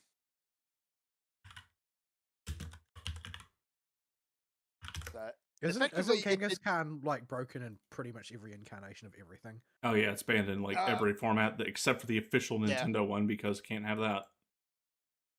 Yeah, Kangaskhan is kind of busted at the best of times. Yeah, like because it just got like a bonus attack. Yeah, like going through the Bulbapedia list of all the original ones, like these all seem like natural evolutions of the Pokemon if they went one step further beyond. It's not a full step; it's like a half step further up. Yeah, and it's like you can go like, okay, it's just ripping off Digivolution. Yeah, and Digimon are cool. Yeah, if you're going to rip off something that's cool. Yeah, like of the original batch, I don't have any that just make me go, "What the f is that?" I at least see Yeah. how they got there. But Yeah. this new batch is just most of them just feel lazy. Like Pyroar just has a bigger main. That's lazy. Like, and that's honestly the best word I can just use to describe Pokemon ZA that I've seen everything so far. It's just lazy. Yeah, like you got over here. You got Metagross. He can fly now, and his arms go facing forward. His cross on his face turns golden. He gets a bit buffer. Okay, cool. You know, Hang on a minute. Regular Metagross could already do that. uh, yeah, Actually, Mega Metagross is one of the original batch. Yeah. So yeah, yeah. So maybe yeah, you just codified that as part of it's Metagross. just yeah. Instead of tucking its legs up, it just kind of tucks its legs forward, and there you go. Yeah, the Gallade gets a new cape, and these are all new mons, or what I consider new mons, which is everything after Gen 2. That you got probably the only one that makes me go, "What the f" is Slowbro. Yeah, that one's a. I can see where they came from or where they were coming from on that one, but yeah, it's kind of dumb. Like, It's just like an angry ice cream. yeah, like Alakazam getting more spoons and a beard to go with his mustache, and his mustache getting More more, spoons. his mustache getting even more mustache. Well, the rest of his evolution line, it starts at 0 spoons, 1 spoon, 2 spoon, more spoons. There you Yeah, go. That makes sense. yeah, like you give Blastoise a bigger cannon. You get Charizard gets his flavors that everybody knows what they look like. Like all these look sane. Like some clear effort and design was put into these. The new ones just look dumb. Yeah. It's like And some of them are just outright lazy. it looks like they're trying to deliberately do these so bad. This is my crack theory. So that people like me that have been telling them, "Hey, you idiots, just do Mega Evolution because all your other gimmicks suck," will shut up about it. Yeah, probably. Like, sorry, it's still the Yeah. best idea you got, and it's evidenced by what you did before. It's just now your Dragonite is the only one of the current batch that looks good. Where he gets fluffy wings. Yeah, he gets the There are headwinds. infected ones that look better than these. Yeah, And yeah, the fattened ones actually look dumb. In most cases, they just look really, really dumb. yeah, your fat I think that the infected whatchamacallit, Garbodor looks like a Mega Evolution. It does. It's just like a really, really big Garbodor with really, really big garbage stuck in it. And a boat. So yeah, like some of the fattened ones look just plain old dumb. But yeah, the Garbodor is actually pretty good. I still never used Garbodor. Maybe they got the infetted guy to do these Mega Evolutions. Maybe? yeah. Like some of the fattened ones are decent. Like you get fattened Eevee just looks really, really fluffy. I'll remind you that they turned Meowth into the internet meme. Yeah, they did. I mean, someone just wanted to do that, and I think Pokemon Company just let them. Where's yeah, all right, dumb joke. We get it. where was the only one I liked? Where's Kingler on the list? He's somewhere here. There he is. Did Kingler have an infatten mode? Yeah, he did. He got a glorious mustache of bubbles. Oh yeah, that's right. Like one of those. Oh, there's crabs that do that. Does that claw got like molars in it or something? Or something. I don't know about the claw. I was too distracted by the mustache. It is a glorious beard and mustache. I thought Santa was like the enemy of everybody now. Apparently, but yeah, and the fact that they went with the whole king crab look to him. Yeah, he's the only infattent form that I really liked. of the ones that I Yeah. saw. I did not play much with the infattening mechanic and thought it was really dumb. It was really dumb. Well, was this a worse version of Mega Evolution? Yes. So yeah, will I play new ZA at some point? Maybe, probably not. Not on my own, under my own finances anyway. Yeah, So I I'll just borrow it or something. yeah, because I've been out of the Pikaman game for a while, and this is making me feel way better about that decision with every game they put out these days. But Yeah. this is peak terrible for Pokemon. Like it would not be a 4.3, I think, if it wasn't named Pokemon. Can you imagine if this was a normal ass game? What that user score would be? Oh yeah, it would be even lower. Yeah, like that is with the Pokemon soy boy factor factored right into that. People would just otherwise, under other circumstances, people would assume it was made by AI or something. Yeah, like it looks Yes. terrible. Honestly, some of those new megas, you could probably get the AI to produce something better. What makes you think they didn't? They didn't do that. I'm not going to dismiss that idea. Because I think AI would come I up mean, with something better than that. At the level, well, I mean, but they'll have to use an in-house Nintendo approved AI, not let their designs out into the public domain. So, Like a ChatGPT to do it or whatever. like if they were to use ChatGPT to do it, mean those designs would be then in the ChatGPT lexicon. So they can't do that. They would have had to use an in-house licensed thing. So it's going to be a couple of generations inferior to what's currently out there. And at the level of lazy that they're currently operating on, like, can you write it off? Can you write off the idea that they just had AI make up a bunch of megas for them? I really can't. Yeah, because So yeah, like if they use ChatGPT, that's been, and well, basically any of the publicly available image generators have been trained on people's fake Pokemon and their concepts that they've stuck up on the internet. So it would have produced something better. But also, not possibly the original design because Nintendo tends to be very litigious.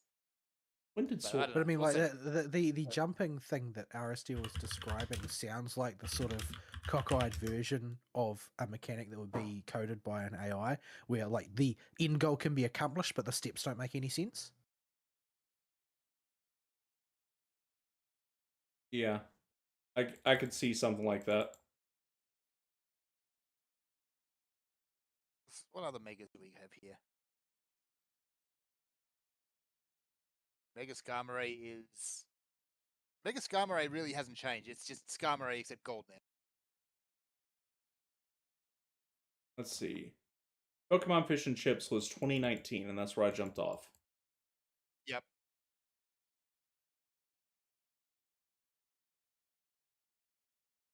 So, The hell? so I've been out The of hell the. is that? Oh no! What'd you find? Hang on, I got to find a good picture of it. Mega Electros. Can't find a good picture of it. It looks like it's like an eel, except it's an eel with revolvers attached to it.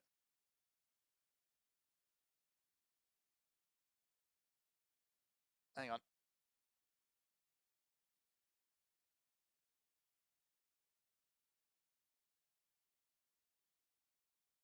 So that one's a what the hell? The hell am I looking at? I can't even work out what I'm. Yeah. What? What? Yeah. I don't. I actually don't understand how to comprehend It's this image. yeah. Well, the regular thing is just an eel. It's just a tube with a mouth at one end, and now it's got 3 of them. Here you go. You got a better one? I got a in-game one. That's still confusing. What? I don't. I can sort of see that it was meant to be some kind of lamprey at some point. But Yes. I don't know what the rest of it is. I don't know what's going on here.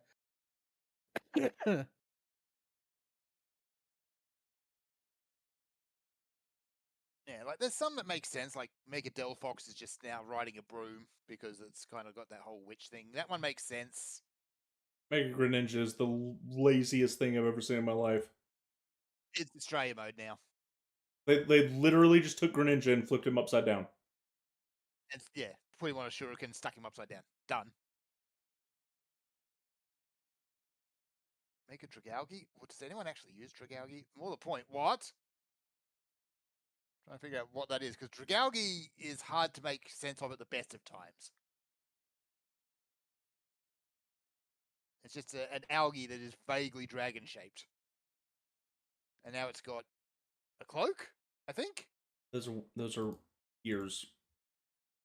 That's a hat? Is it a hat? There's a blown up picture. Anyway. Click on that one to see it bigger. Oh yeah, it's a hat. Like, okay, that one in terms of design isn't the worst, but it's on a Pokemon that, no, it's really not. Is the that best one of design, those but seahorses that's meant to look like seaweed? Mm-hmm. yes. I think our boy Pyroar here needs a refund. Pyroar is done dirty. He's just taken a second mane and is wearing it as a hat. His peripheral vision can't be very good.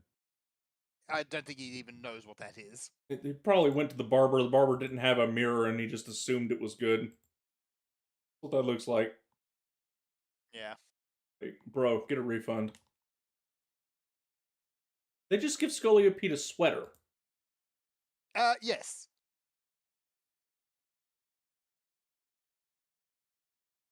That's all they did. They gave him a sweater.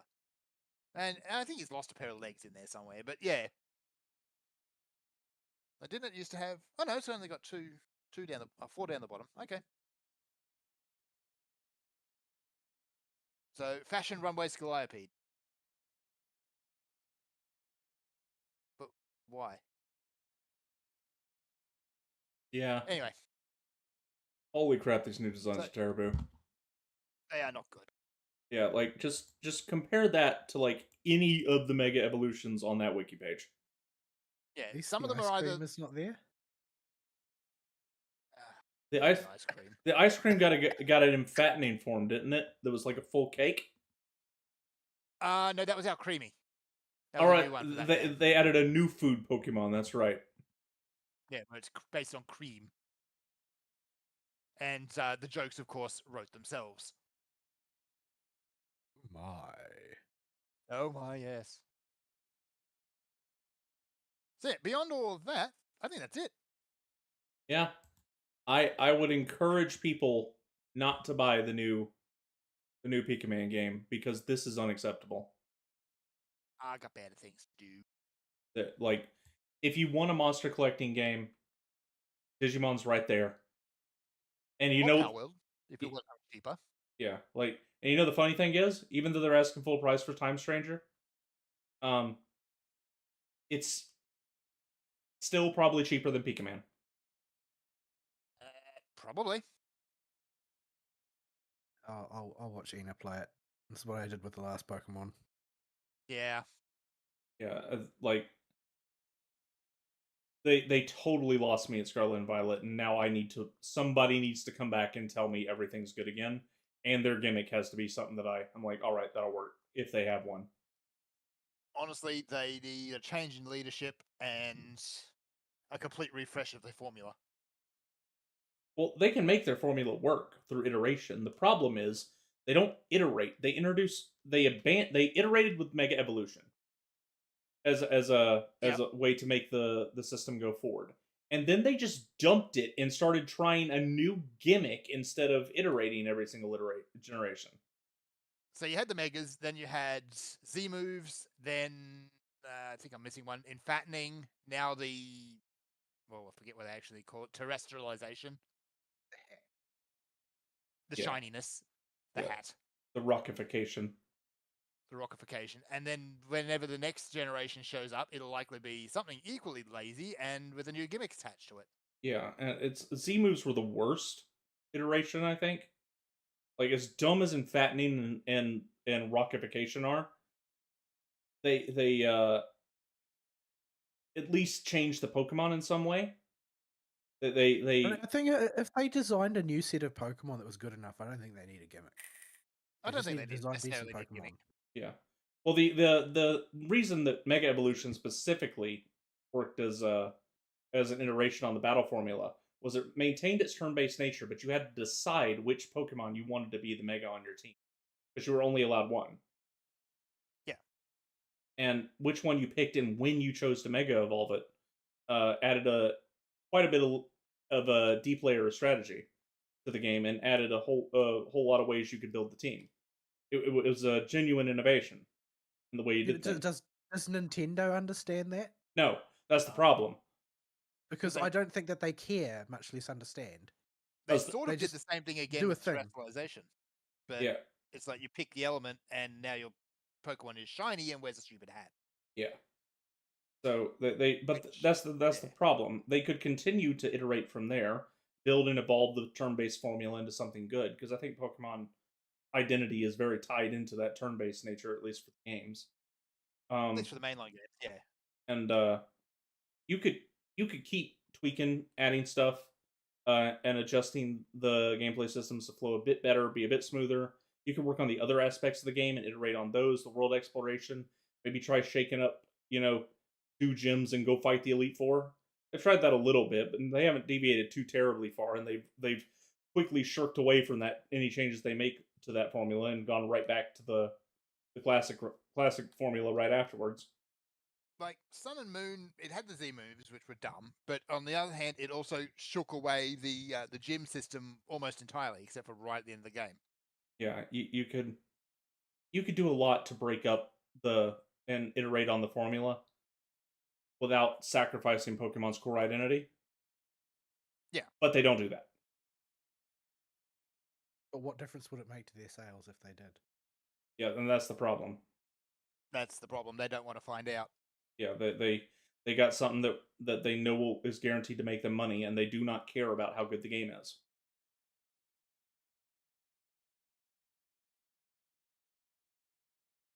So yeah, not gonna buy it. Maybe I'll pull out a bargain bin at some point. I don't know. We'll see. Yeah, If those review scores are anything to go by, it probably won't be long. yeah. I mean, what if the next one is worse? Like, It will be that's where they're headed. They don't need to heed any feedback. It's not going to matter. I can Because the guarantee sales are you in. the next mainline Pokemon game will be worse. Guarantee it.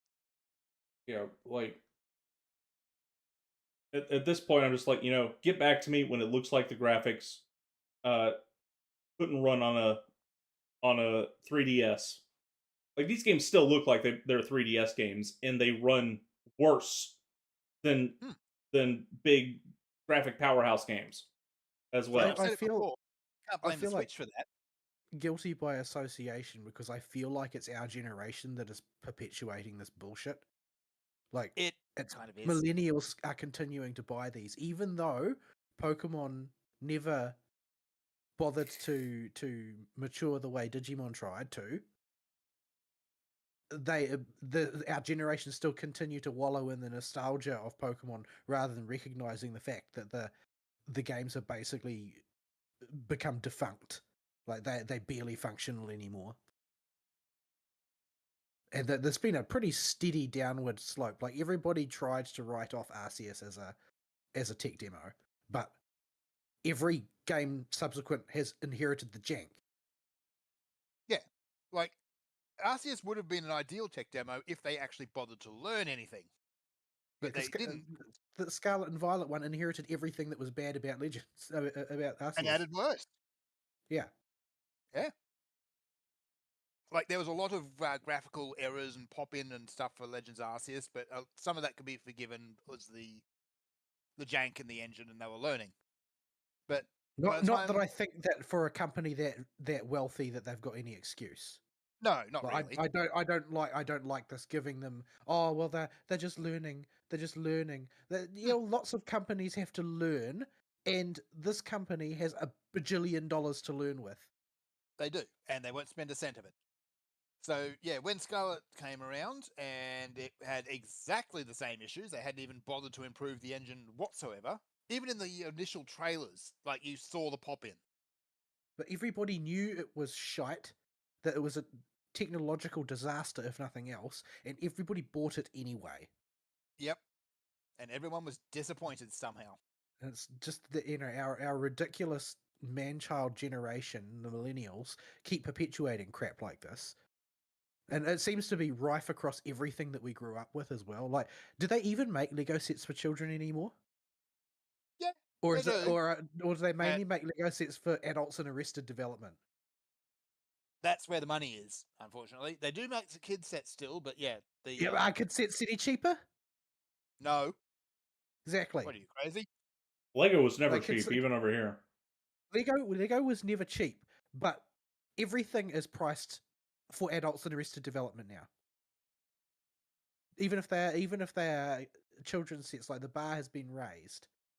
And so we're perpetuating this incredibly toxic, incredibly expensive industry just More to the because of point, Lego's its also nostalgia. basically their reliance on licensed products. So you're paying for the licensed product, and that drags the baseline of their regular stuff up as well. That's just an excuse as well. That company's worth $1 bajillion, and they're just making plastic bricks. Anybody can freaking 3D print them dime a dozen these days, I'm sure. Yeah, like even when I was a kid, like I had a lot of Legos, but they didn't come from Lego sets. They came from the generic, just miscellaneous Bucket. Lego. Yeah, the variety bucket. I had the bucket of basic bricks as well. I had Yeah. 2 buckets of Make a basic spaceship bricks. out of the question. I had my mom and dad for Christmas one year. They got me a bucket of Legos and a little play table that was hollow plastic that had little legs you could pull out of it that had a little Lego surfaces on top of it that you could slide around. And you could make like you could pull them, and it would make like in the center of the table there was a spot where you can now snap Legos directly to the table. And when you closed it, you would slide those pieces to the side, and it would cover up 2 openings on the side where you could store the Legos. The thing is, like, that industry is now being perpetuated in a pretty toxic way. Like, what I'm sure that there are Game of Thrones Legos and stuff. Like, what children want that? What is there? But no, it's for adults to spend huge amounts of money on things that they don't need and don't really care about the quality of, just because, as a consumer activity. And Pokemon has become just a consumer activity for our generation. Like, nobody buying this new Pokemon game is thinking about whether the game is any good. They're just thinking about spending money on the new Pokemon. Yeah, Because that's the because thing they they've always done. have. Yeah. It's a habit. It's a vice. It's not not like looking at a game and thinking, oh, I like this game, I enjoy this game, I'm going to spend money on this game to support the product. No, they spend money on Pokemon out of habit. yeah. There are a lot of franchises and products in media that just have people have them by the nuts, and they'll just buy it because they like it. Like I don't think it's just our generation that falls victim to this. I think that we set that as a standard behavior, though. Like, we're the consumption generation who didn't have kids. Like, by and large, millennials on average didn't have kids compared to previous generations. Yeah, There's been a precipitous drop. Like, our grandparents would have had 5 kids, our parents would have had 2 kids, and our generation don't have kids. Like, they're sort of like a sort of rough plotting of the graph. And so all of that surplus income has got to go somewhere. And where is it? We set the standard behavior of consumption habits. And all of us are guilty of this to some extent. But in terms of what the effect is on the quality of products, spending as a habit has meant that production of quality products is no longer a necessity for the companies. yeah, it's I don't know if you can really do anything about that mindset with people at this point. It's So kind of just I know baked that we're in. not. I know we can't do anything about it. It's become a generational poison. Yeah, Ideally, we don't want to pass it on to the next one, though. and they shouldn't want to pass it on. Like, I mean, you just look at TikTok, the Zoomers is cooked, but Yeah, I got news for you. They're more screwed than we are. we need to strangle these companies.